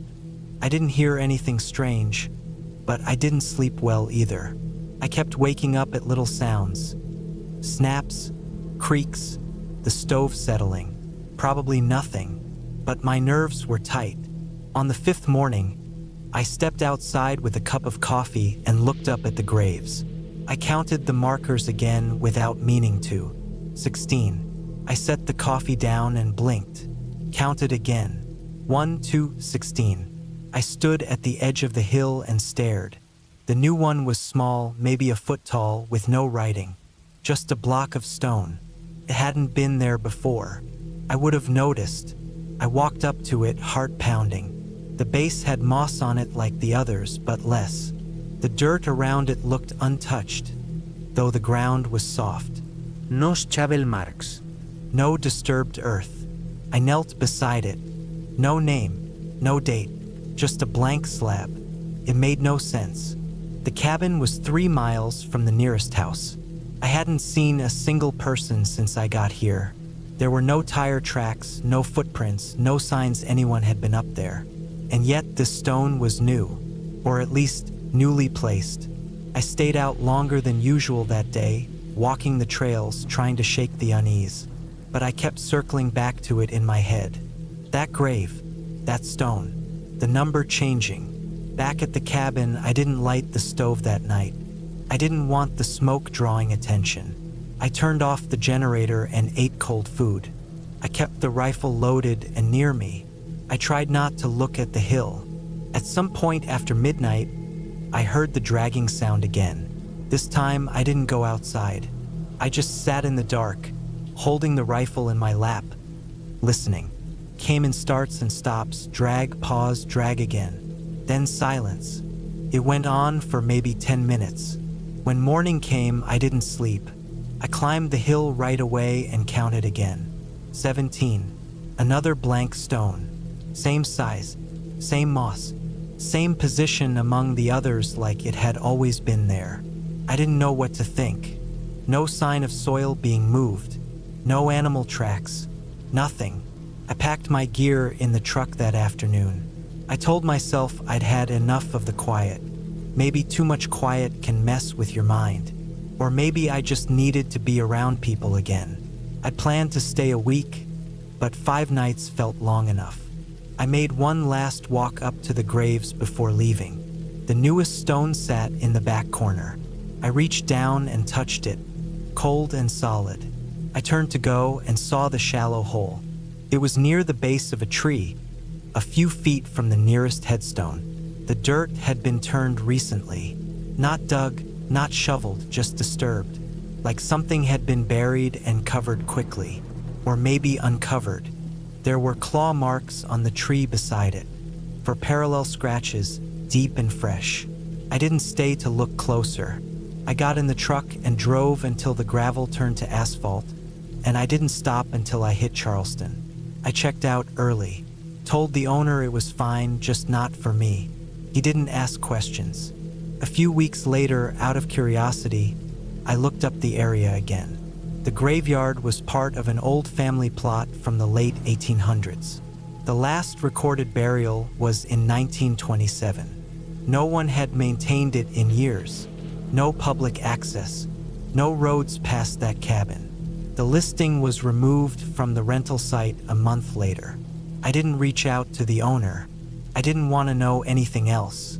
All I know is when I left, there were 17 stones. Blank ones started showing up one at a time. The dirt was never fresh. There were no sounds of digging, but something moved at night. I think about it a lot now, how some places are forgotten for a reason. Not because of ghosts, not because of legends, but because people noticed things and they quietly stayed away. I don't go camping alone anymore. I don't book cabins off the grid. And when I see headstones in the woods, I don't get curious. I just leave.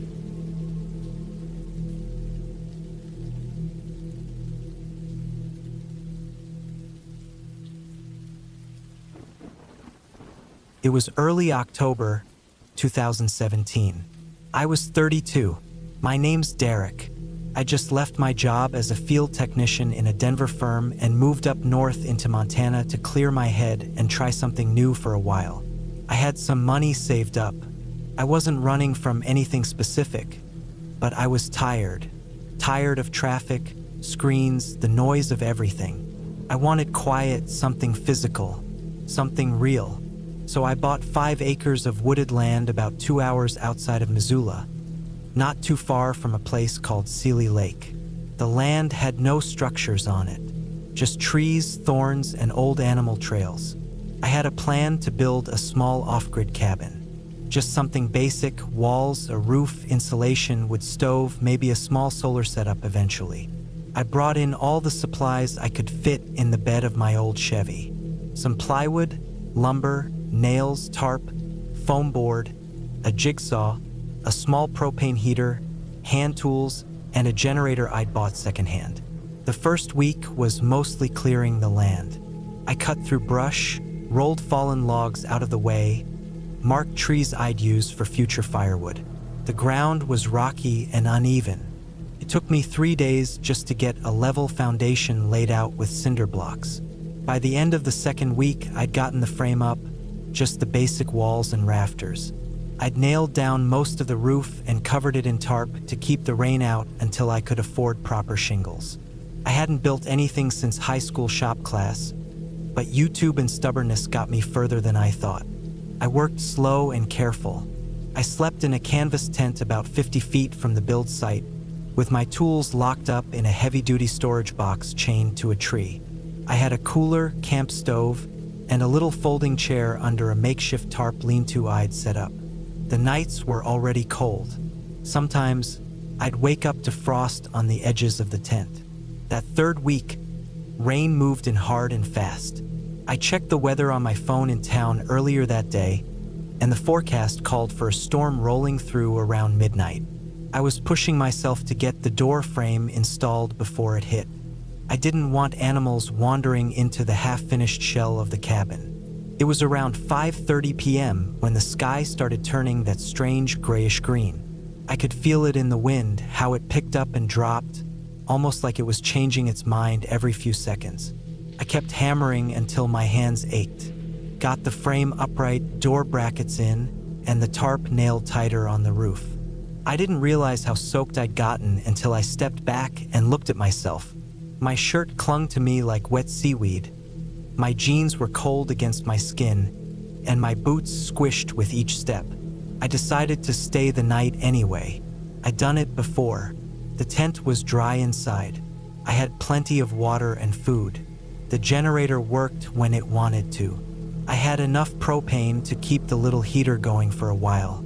I had no reason to pack up and leave just because of some rain. I made a quick meal, canned chili, crackers, and took shelter in my tent as the wind picked up and the rain started to hammer everything in sight. Around 8:30 p.m., the sky was completely black, and the storm really began. The wind didn't howl. It screamed. Trees groaned. I could hear limbs snapping in the distance, sharp cracks like gunshots. The tarp over the roof flapped so violently it sounded like it was trying to tear itself off. I zipped my sleeping bag all the way up and listened. I don't know why, but I couldn't sleep. It wasn't just the wind or the rain. It was something else. Something was off. I'd spent plenty of nights in the woods before. I knew what regular wild sounds felt like. Coyotes, raccoons, birds, even the quiet of nothing. This was different. This felt like something was waiting. I thought maybe I was just spooked from being alone too long. My mind playing tricks on me. So I turned on the little LED lantern hanging from the top of my tent and pulled out my notebook. I started writing down notes on supplies I still needed. Window sealant, weather stripping, more screws, more foam board. I was about halfway down the page when I heard something that cut right through the wind. A heavy step. Not an animal running. Not the wind knocking branches. It was a clear, defined step, crunching damp leaves and soft earth. Then another. I froze. I clicked off the lantern. I sat up slow. My heart started pounding. I waited. 5 minutes. Nothing. Maybe I imagined it. I unzipped the tent slightly and peeked out. Raindrops slapped the ground, the tarp, the trees. The forest was shadows. My cabin frame stood off in the dark, hulking and crooked-looking in the lightning flashes. I waited another 10 minutes. Then I saw it. Movement near the cabin. I blinked. Another flash of lightning. This time I was sure. There was someone standing near the cabin wall, still as hell, just standing. No light, no movement, just shape. I slid my hand slowly over to my camping hatchet. I kept it next to my sleeping bag ever since I started staying out here.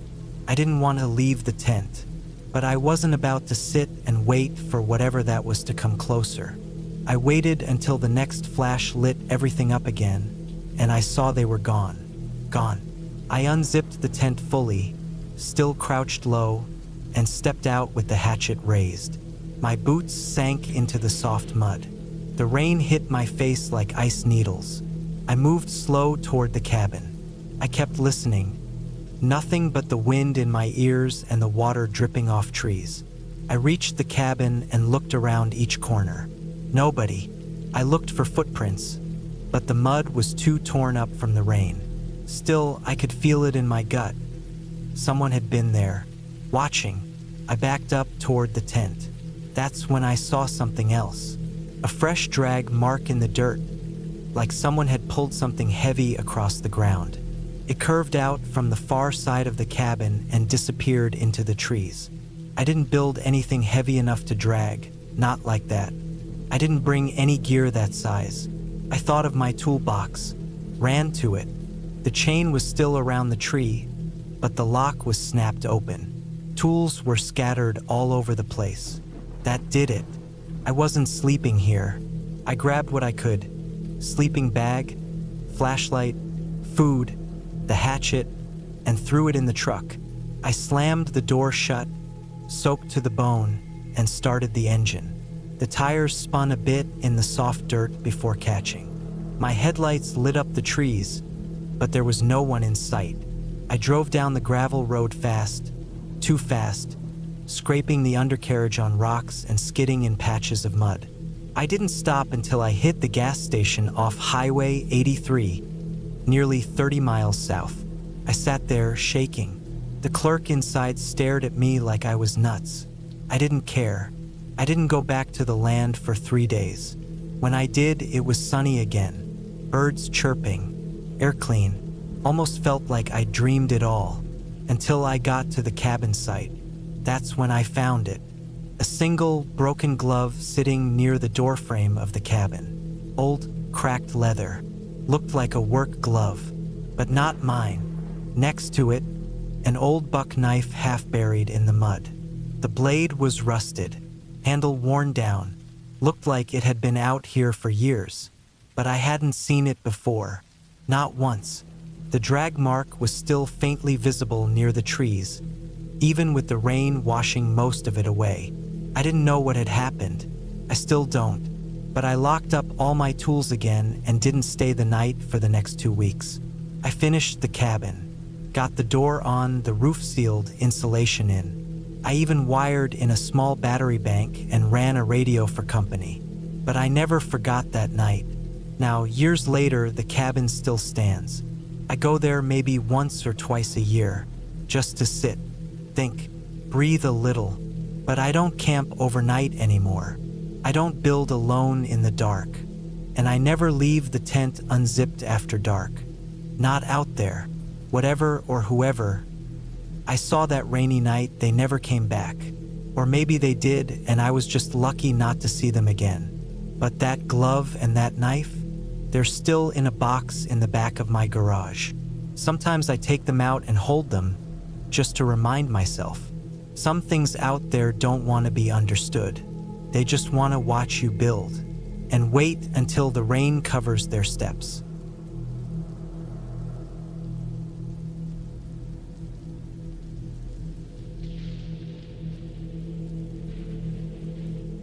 I never thought I'd end up living in a cabin by myself for a few months, but that's exactly what happened in the fall of 2017. I was 32 at the time, fresh off a divorce, working remote IT jobs for different companies.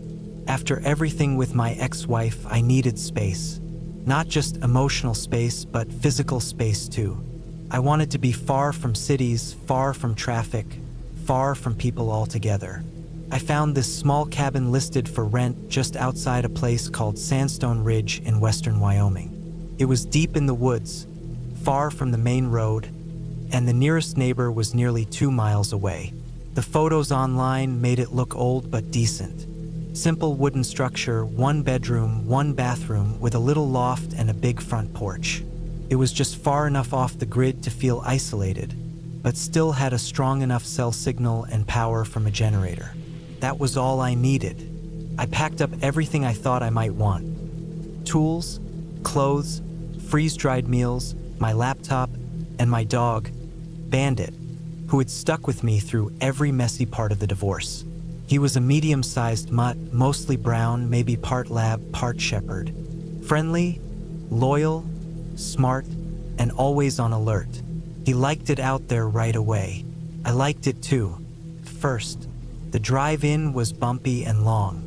Dirt roads led through forests thick with tall pines and rugged terrain. I arrived in the early afternoon. It was late September and already colder than what I was used to. The air had that crisp edge. I stepped out, stretched my legs, and let Bandit sniff around. The cabin was smaller than it looked online, but still cozy.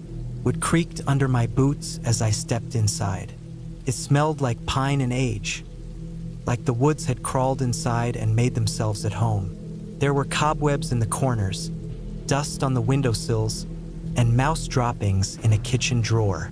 I spent the first couple hours just cleaning and unpacking. There was no internet out there, but I could still get work done using my phone as a hotspot. I only used it a few hours a day anyway.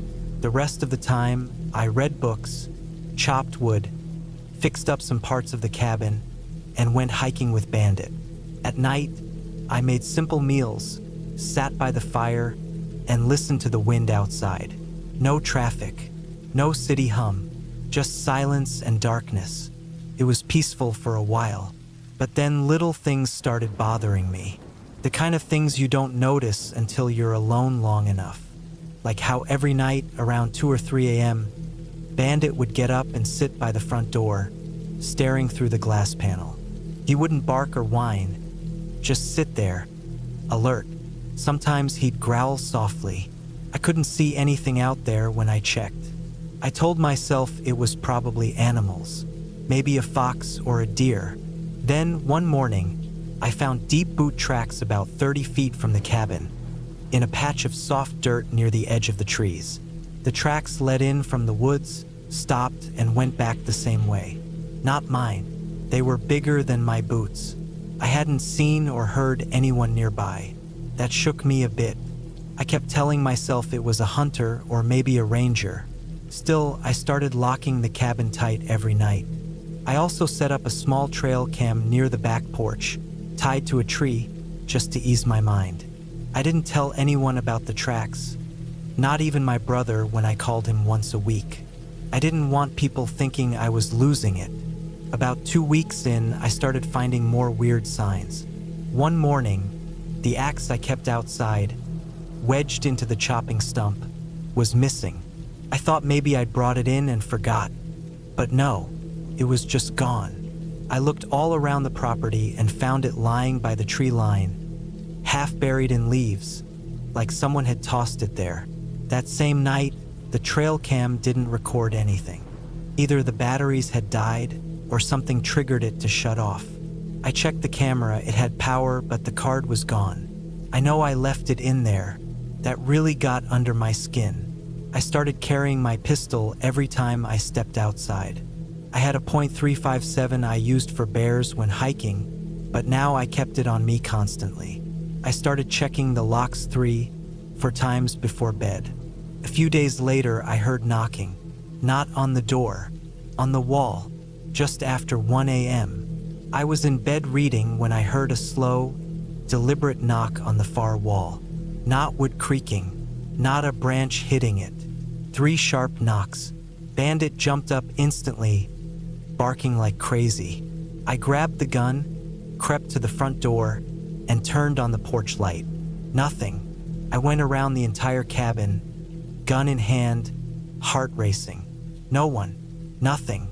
But I found another boot print in the dirt by the back wall. Same tread as before. After that, I barely slept. I was on edge all the time. I started thinking maybe I wasn't alone out there after all. I even drove to the small general store in town and bought more trail cams, more batteries, and some heavy-duty locks. For a few days, things were quiet again. I tried to relax, tried to enjoy the silence again. I hiked up the ridge behind the cabin one morning, just trying to clear my head. When I got back, Bandit was gone. That dog never ran off. Never. I called for him for hours, checked every inch of the woods nearby. Nothing. No barking. No sign of struggle. No blood. No tracks. That night, I couldn't take it anymore. I sat on the porch with the gun across my lap until sunrise, jumping at every sound in the woods. I didn't want to go inside. The walls felt like they were closing in, like someone was watching from just beyond the tree line. The next afternoon, I found Bandit, or what was left of him. He was laid out near the same tree where I'd found the axe. His body was cold, stiff, and untouched by scavengers. His throat was cut, not torn, cut, clean, surgical. I dropped to my knees. My hands were shaking so badly I dropped the flashlight. I didn't even have it in me to cry. I just felt this deep, hollow emptiness, like something inside me had cracked. I buried him behind the cabin with a dull shovel in frozen dirt. I barely slept that night, but I knew I had to stay at least one more day to collect everything and leave. I didn't care about the money I'd spent. I didn't care about finishing the month. I packed the next day, threw everything I could into the truck, fast and messy. I was about to lock the front door one last time when I found something under the porch mat. A folded sheet of paper, just sitting there like it had been left on purpose. I picked it up with numb fingers and opened it. One sentence, handwritten in block letters, "Stay gone." That was it. I stood there for a second, my head buzzing. My heart felt like it stopped. I looked around. The woods were dead quiet. No birds. No wind. I threw the note down, locked the door out of habit, and got in the truck. I drove faster than I ever had on those bumpy roads. Didn't stop until I hit the main highway. I never looked back. I filed a report at the sheriff's office in the next town over. Told them someone had been trespassing. I told them about the boots, the axe, the missing camera, the dog. They took notes, nodded, but I could tell it wasn't a priority. Too remote. No evidence. No real crime they could prove.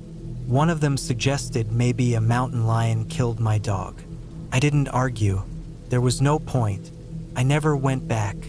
I even sold the rest of my stuff that I'd left behind. I don't care who took it.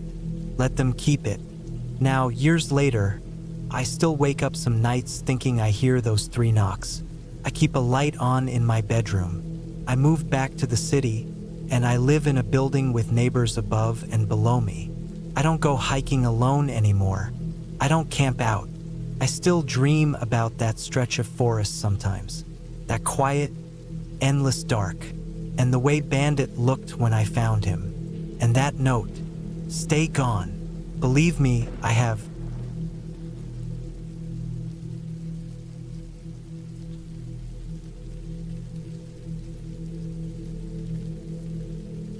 It was late October of 2017 when I decided to take a break from work and head up to a cabin I'd rented in the Upper Peninsula of Michigan. I was 39 at the time, tired from too many hours in a cramped office in Milwaukee, and just needed to be alone for a while. I'd found the place online, a rough one-room cabin tucked back off a dirt road once used for logging. The photos showed nothing but thick pines, a little outhouse, and a small dock leading to a dark, still lake. It looked perfect. I brought only the basics: canned food, dry goods, a water jug, a small propane stove, and a heavy sleeping bag. I packed up my old Jeep Wrangler, threw in an extra spare tire, my toolkit, a tarp, and a thick axe. I'd also brought a hunting rifle, not that I planned to hunt, but it felt right to have it. You never know with bears up there, or people. The road up was long. The last 30 miles were dirt and gravel, climbing higher into hills that seemed to flatten and fold over one another. My cell signal died well before I reached the end. After that, it was just the noise of the tires, the wind outside, and the way the trees leaned in close. The forest was thick with a stillness I hadn't heard in a long time.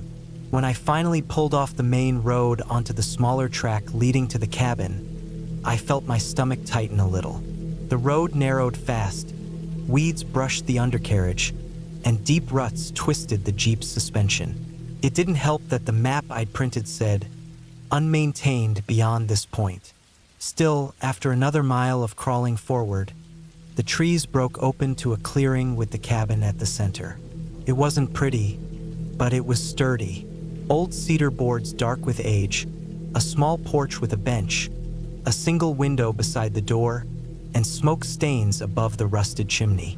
There were no tire tracks, no footprints, nothing. It looked like no one had been here in years. The first night was calm.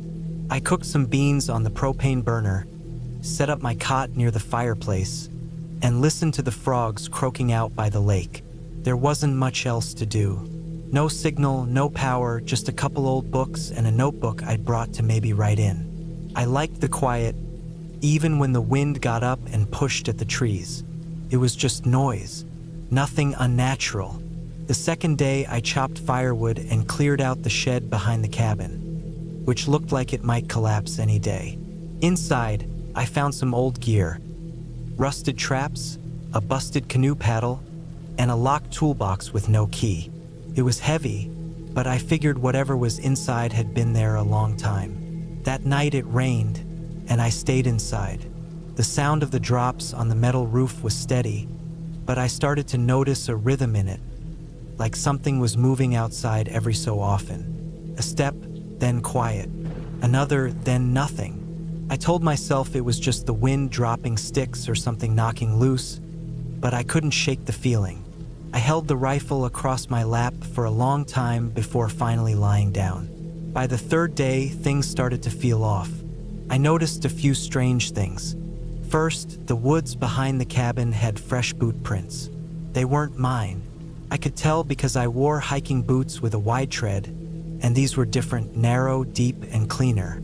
Whoever left them had walked from the tree line right up to the shed. Then the tracks disappeared, like they'd stopped or walked backward. I didn't hear anything that day, but I kept feeling like I was being watched. Not in a paranoid way, more like that subtle pressure you feel when someone stares at you from across a room. I checked the woods, walked out past the dock and into the trees, but found nothing. Still, I couldn't focus on anything, not even eating. I just kept looking over my shoulder. That night, I locked the cabin door with the thick latch and moved the bench in front of it. I slept with the rifle again, this time under the cot, and kept a flashlight nearby. Around 2 in the morning, I woke up to the sound of something brushing against the outside wall. Soft and slow, like fingers or an animal's fur. Then a thump against the back wall. Just once. It didn't happen again. I didn't go outside. I didn't even move. The next morning, I circled the cabin. There were drag marks. Something had been pulled along the wall behind the cabin and toward the trees. Long grooves in the dirt like a branch or a body. I followed them 30 feet before they stopped near a cluster of ferns. No blood, no footprints, just the marks ending as if whatever made them had vanished. That was the first time I felt real fear. Not nervousness, actual fear. I knew I was alone out here, and I knew I hadn't made those marks. I kept the rifle close the rest of the day and barely left the porch. I watched the tree lean for hours, my eyes flicking between shadows. The forest felt heavier than before, like it had gotten thicker or closer. At some point, I realized I hadn't seen any birds all day. Not one. That night was the worst.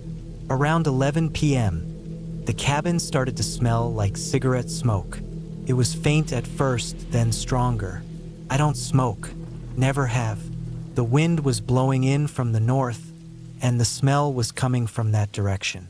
I sat there, heart pounding, trying to listen past the wind and rain.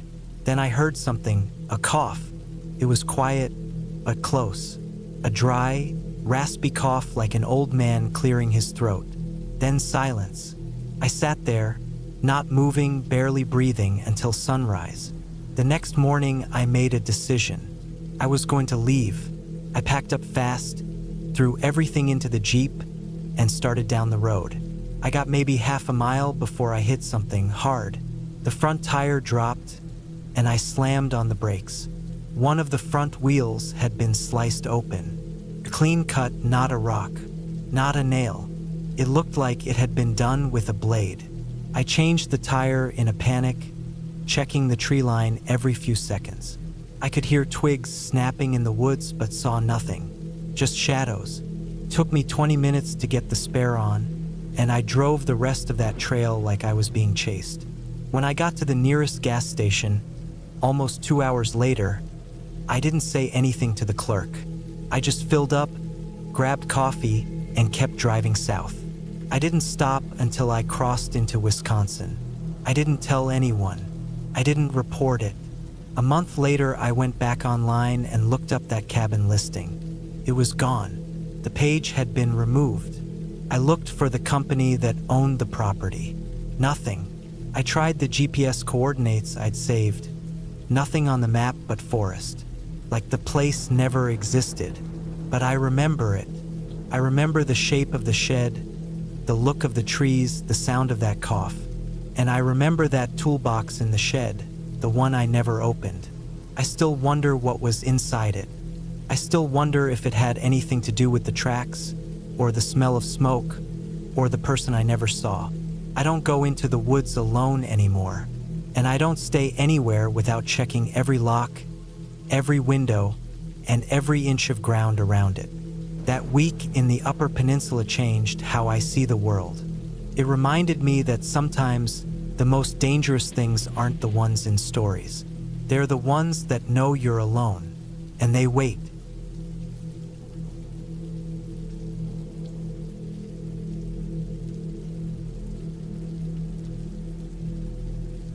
It was the summer of 2019 when I decided to take a break from everything. I had just turned 35 that spring, and my job as a night shift security technician had worn me thin. My body felt older than it was.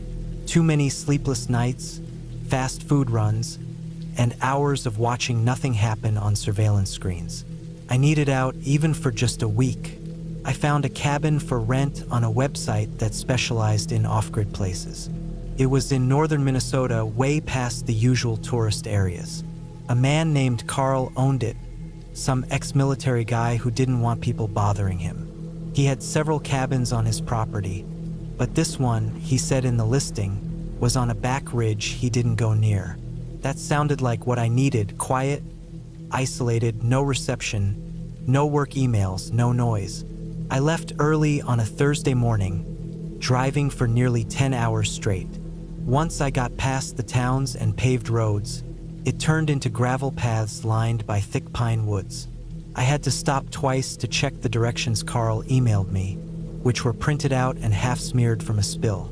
There were no signs past a certain point, just faded orange ribbons on tree trunks to mark turns. When I reached the gate, just a bent cattle fence with a chain over it, I unlocked it using the combo Carl had sent. My SUV rumbled slowly up a narrow path that cut through tall grass and low-hanging branches. After 20 more minutes of careful driving, the trees opened up to a clearing about the size of a tennis court. The cabin sat in the middle. It was small, dark brown, and tilted slightly forward like it had settled unevenly over time. The roof was shingled but looked aged. One of the porch steps was cracked, and the screen door hung crooked. I didn't care.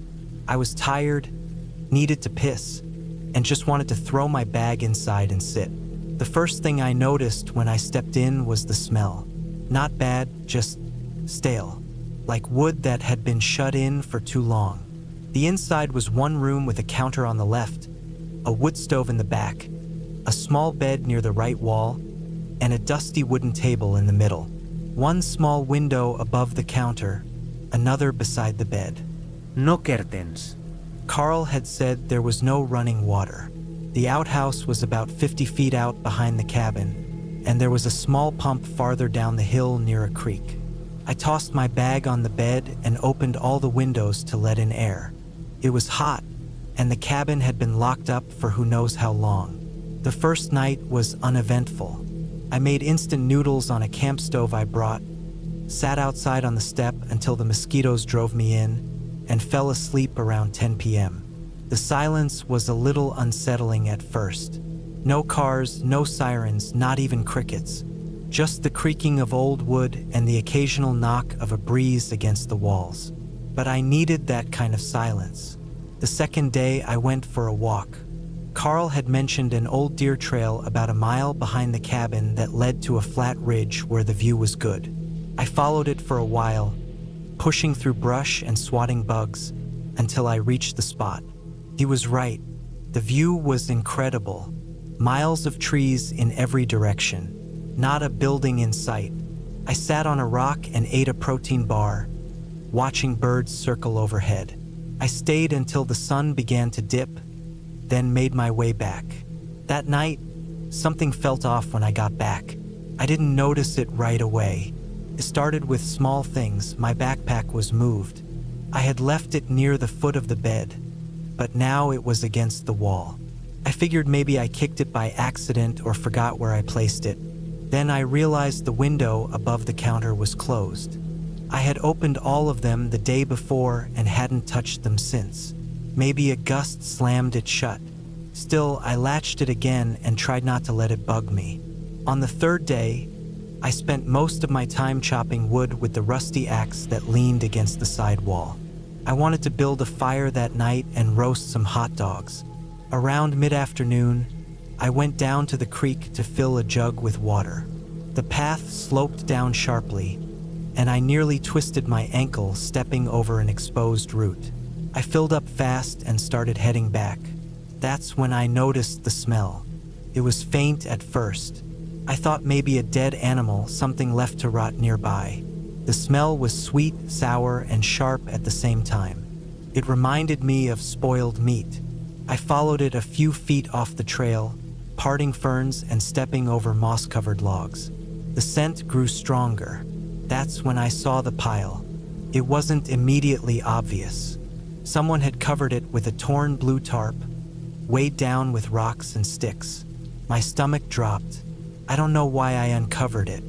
Curiosity, probably. The moment I peeled back the edge, the smell hit me like a wave, and I stumbled backward. A human leg stuck out from beneath the tarp. It was bloated and pale, with the skin starting to blister. The sock was half on, half off. The shoe was a dirty hiking boot. I didn't look further. I covered it back up, half in a panic, and rushed up the hill to the cabin, my heart hammering the whole way. I grabbed my car keys and phone. The phone had no signal, of course, and the car wouldn't start. The battery was dead. I must have left a dome light on or something stupid. I tried not to panic, but the sun was already dipping behind the trees, and I didn't want to be anywhere near that corpse once darkness fell. I grabbed a hatchet, locked the cabin door from the inside with the bolt, and pushed the table up against it. I turned off all the lights and laid on the bed, fully clothed, staring at the ceiling. Every sound outside made my chest tighten. I didn't sleep at all. In the morning, I packed my bag, grabbed the emergency flare gun I kept for hikes, and started walking down the road with the plan to reach the main gate. It was nearly 5 miles to the nearest crossroad, and from there, I could try to hitch a ride or flag someone down. But maybe 2 miles in, I heard something from the trees to my right. Footsteps, not animals. These were heavy, deliberate. Someone was keeping pace with me, just out of view. I stopped and pretended to tie my shoe. The steps stopped too. I didn't look. I just stood, counted to 10, then broke into a fast walk. I didn't want to run, not yet, but I knew someone was there. I didn't stop again until I reached the gate. When I turned, the trees were still. No sound, no movement, but I knew I was being watched. At the gate, I found something tied to the fence. A sock, dirty, crumpled and stiff. The same type I saw on the foot sticking out from under that tarp. I turned and ran. The road past the gate was empty, gravel crunching under my feet as I sprinted toward where I thought the highway was. My legs burned, but I didn't stop. It took over an hour, but I finally saw a truck coming in the distance. I waved both arms like a lunatic. The man inside slowed and rolled down his window. I didn't explain much, just asked him to take me to the nearest town. We got to a place called Meadow Creek, barely a cluster of buildings. I called the sheriff's office, reported the body, and gave them the directions to Carl's property. A deputy showed up about 20 minutes later and drove me back out with two others. They found the tarp. They found the body. They didn't find Carl. When they checked the cabin's records, they discovered something else. Carl had died in 2016. The land had gone into dispute because he had no known family. No one was supposed to be renting those cabins. The listing site I used had already taken down the post. No trace of who had put it up. They ran prints from the body. Took a few days. Turned out the dead man was a hiker who had been reported missing in late 2018. He had last been seen near the Canadian border. The authorities believed someone had been squatting on that land for months, maybe longer. They found signs around other cabins, cans, cigarette butts, makeshift shelters. The woods were deep and easy to disappear in. Whoever had posted that fake rental listing was likely the same person who had been living there illegally. Maybe he killed the hiker. Maybe the hiker found something he wasn't supposed to. No one knew. They searched the area for 2 weeks. Never found a trace of whoever had been stalking me. I don't go into the woods anymore. I sold my gear, deleted all my camping apps. Sometimes I think about what would have happened if my car hadn't died. If I had driven away without finding the body. Or if I hadn't woken up when I did that night. But what really scares me, what still keeps me up, is knowing that someone was in that cabin while I was sleeping. They moved my bag, closed the window. Maybe they watched me. Maybe they stood over me in the dark, and I never even knew.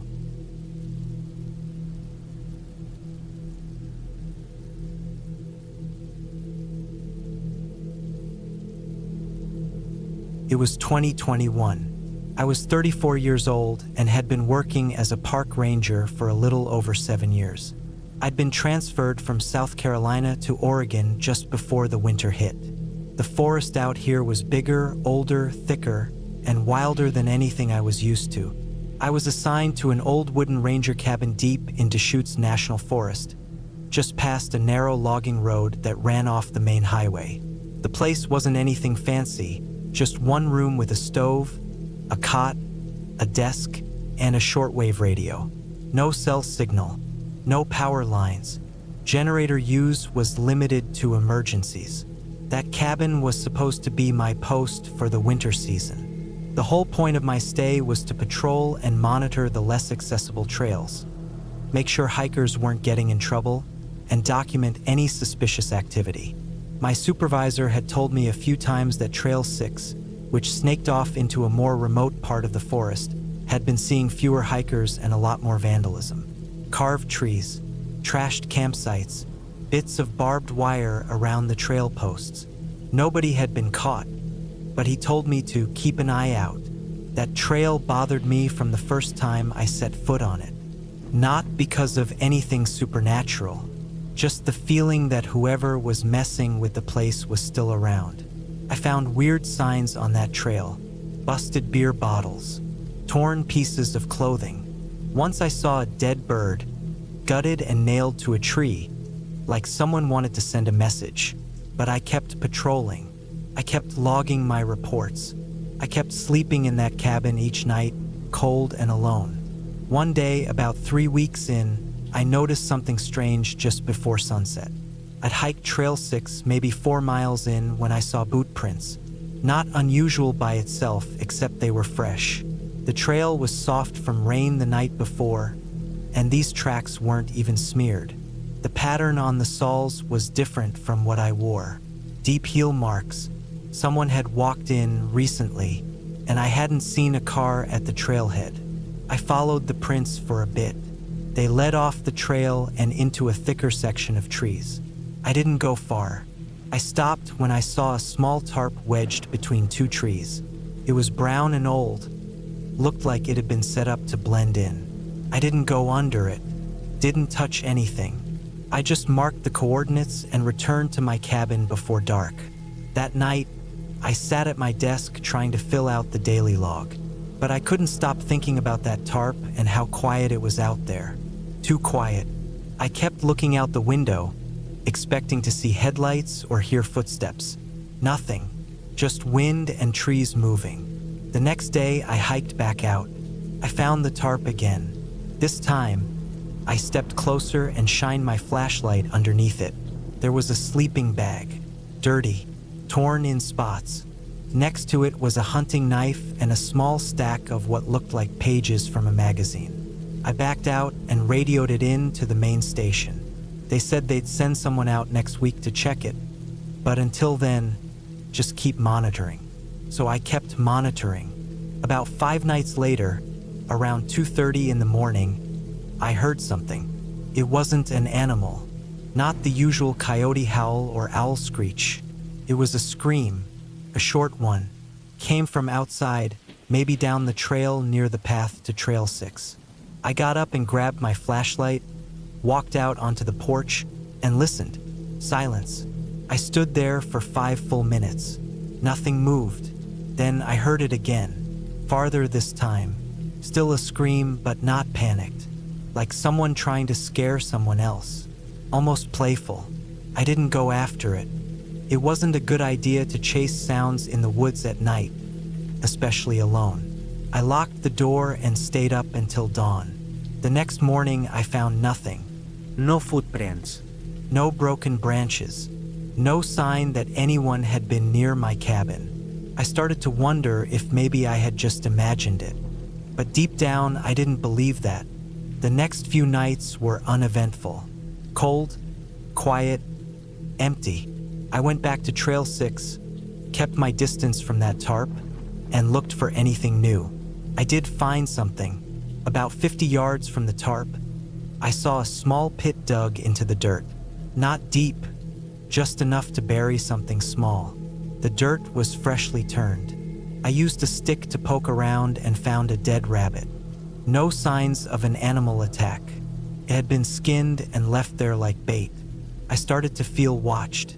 Every time I left the cabin after that, I felt it. That pressure behind your eyes like someone staring through the trees.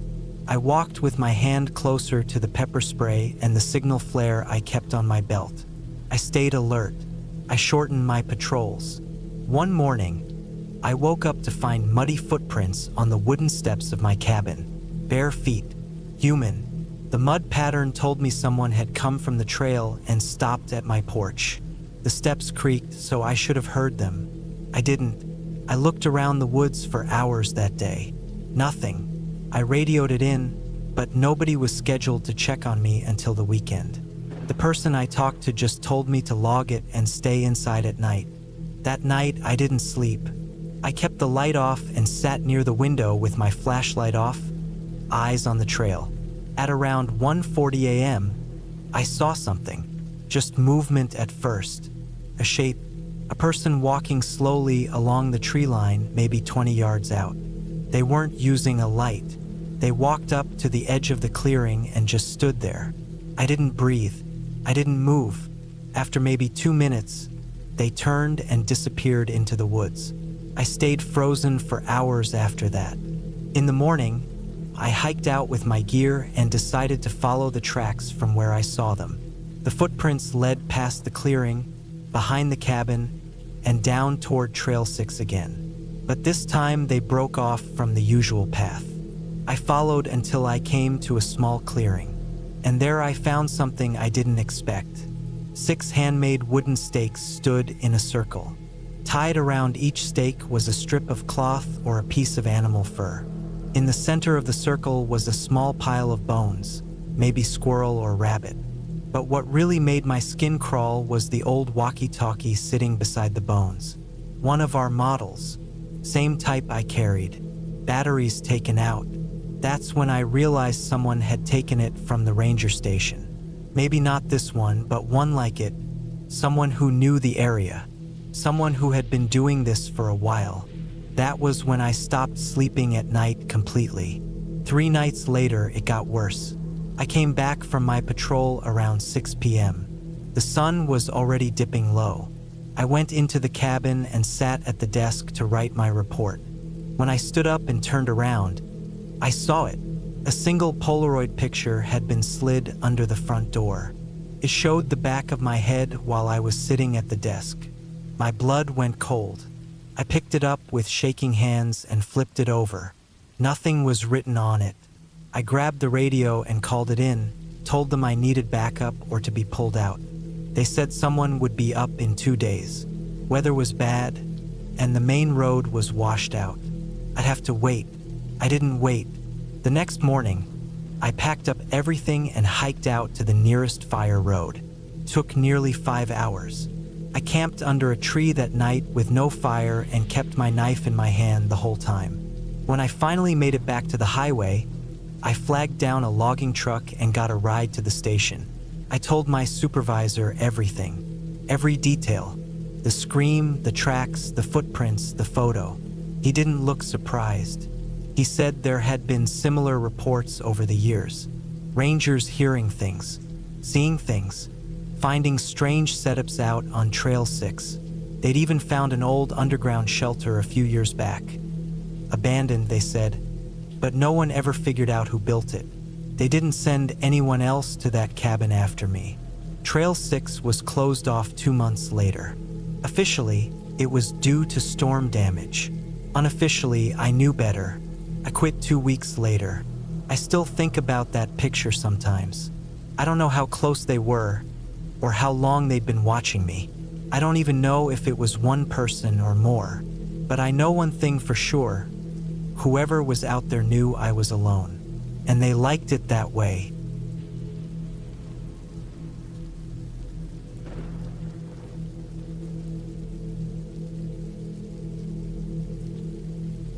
It was the middle of October, 2021. I had taken a week off from work and decided to go stay in a small cabin I found online up in northern Montana, near a place called Swan Creek. I live alone in Billings, and the idea of being away from everything sounded good. I wasn't going through anything dramatic, just tired of the city, tired of emails, and I missed the woods. I hadn't been on a proper break in years. I also had my dog with me. She's a 6-year-old black Labrador named Josie. She's calm, loyal, doesn't bark much unless there's a reason, and she's always been good about warning me if something's off. I found the cabin through a classified ad. It wasn't on Airbnb or any regular site. Some older guy named Cliff had listed it on a hunting forum. Said it was about an hour from the nearest town, had a wood stove, solar power for some lights, and a well pump for water. No Wi-Fi, no cell signal. Perfect. I sent him the money through PayPal and got the coordinates and key instructions. The drive up was long but easy. Once I left the paved roads, it was all gravel and dirt, winding through thick pine forest. The road got narrow, just wide enough for my truck. I passed a small stream, then a sign that said, "Private road, keep out." I kept going. Cliff had mentioned the sign, said it was old and didn't matter.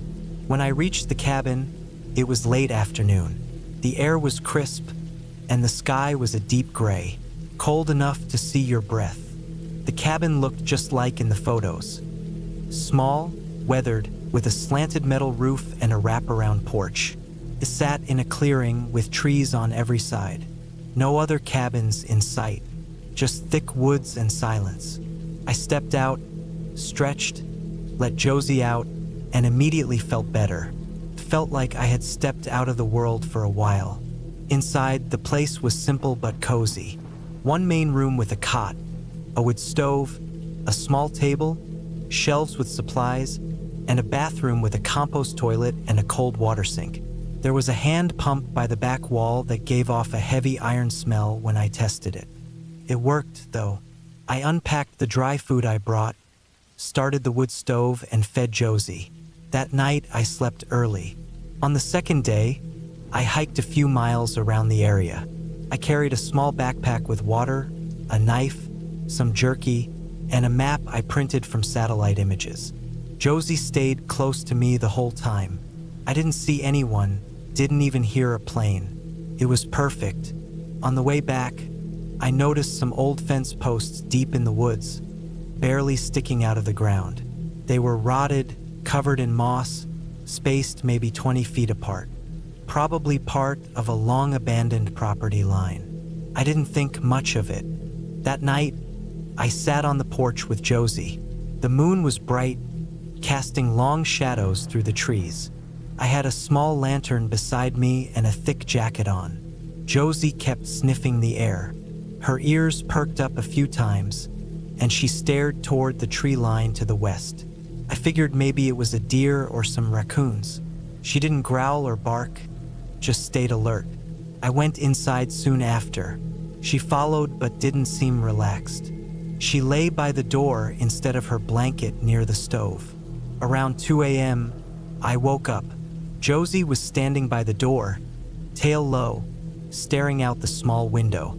I could see her reflection and the faint outline of trees outside. She let out one low growl, just one, then went quiet. I sat up and listened. I didn't hear anything.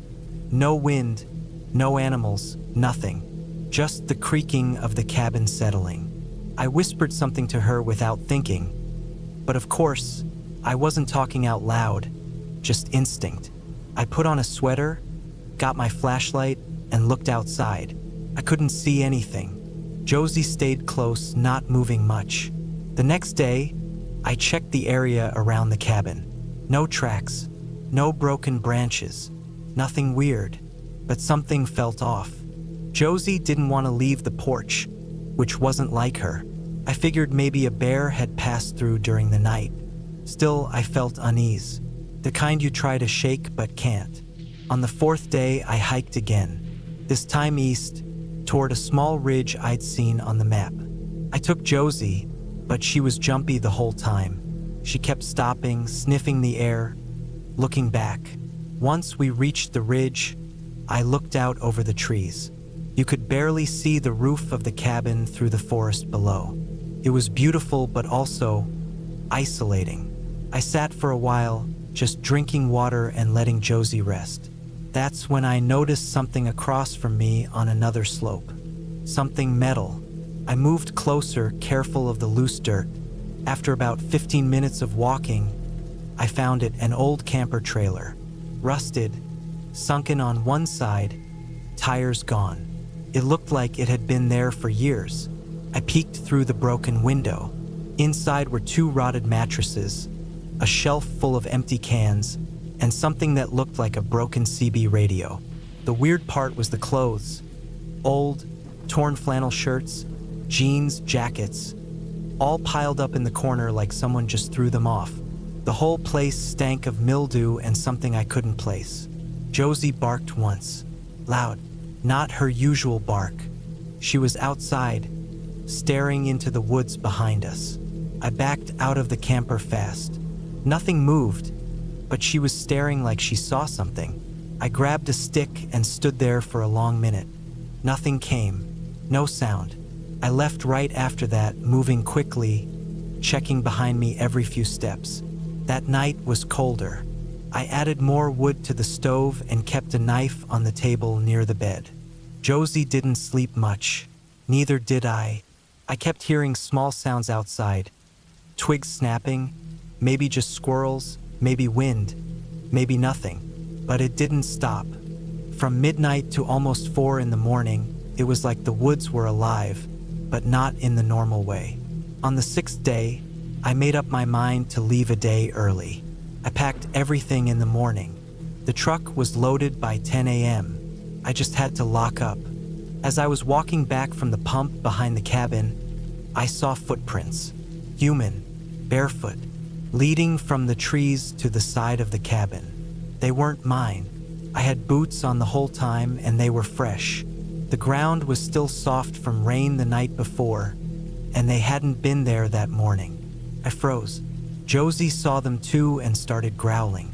Her head was low and her fur bristled. I scanned the trees but saw nothing. I couldn't explain it. Who the hell would walk barefoot through these woods? I checked around the whole cabin, no one. I didn't waste time. We got in the truck, and I started driving fast, tearing through the dirt road, not stopping for anything. About 5 miles out, I had to slow down for a washout in the road. That's when I looked in the rearview mirror and saw movement. Just for a second, a person standing at the tree line. Pale, no scared. Just standing there, watching. I kept driving. Fast. Didn't stop till I hit the paved road again. I didn't report anything. What would I say? That I saw someone barefoot in the woods? That I found an old camper and heard noises? That my dog growled a lot? Nothing illegal had happened. Nothing physical. But I know what I saw and I know how it felt. I never went back. Cliff emailed me a few months later, asking how the stay was. I never replied. The ad disappeared from the forum not long after. It's been almost 4 years now. I still go camping, still hike, but never alone. And never without Josie. And that cabin? I never told anyone exactly where it was. But sometimes at night, I still think about those footprints. And that figure at the trees. Not everything scary needs to be a ghost or monster. Sometimes it's just people. Quiet people. Waiting. Watching. Out in the woods where no one hears you. Where nobody ever knows you were there. Where the trees don't talk, but they remember. And whatever I stumbled into, whatever had been watching us, I didn't want to find out what they wanted. I left while I could, and I'm never going back.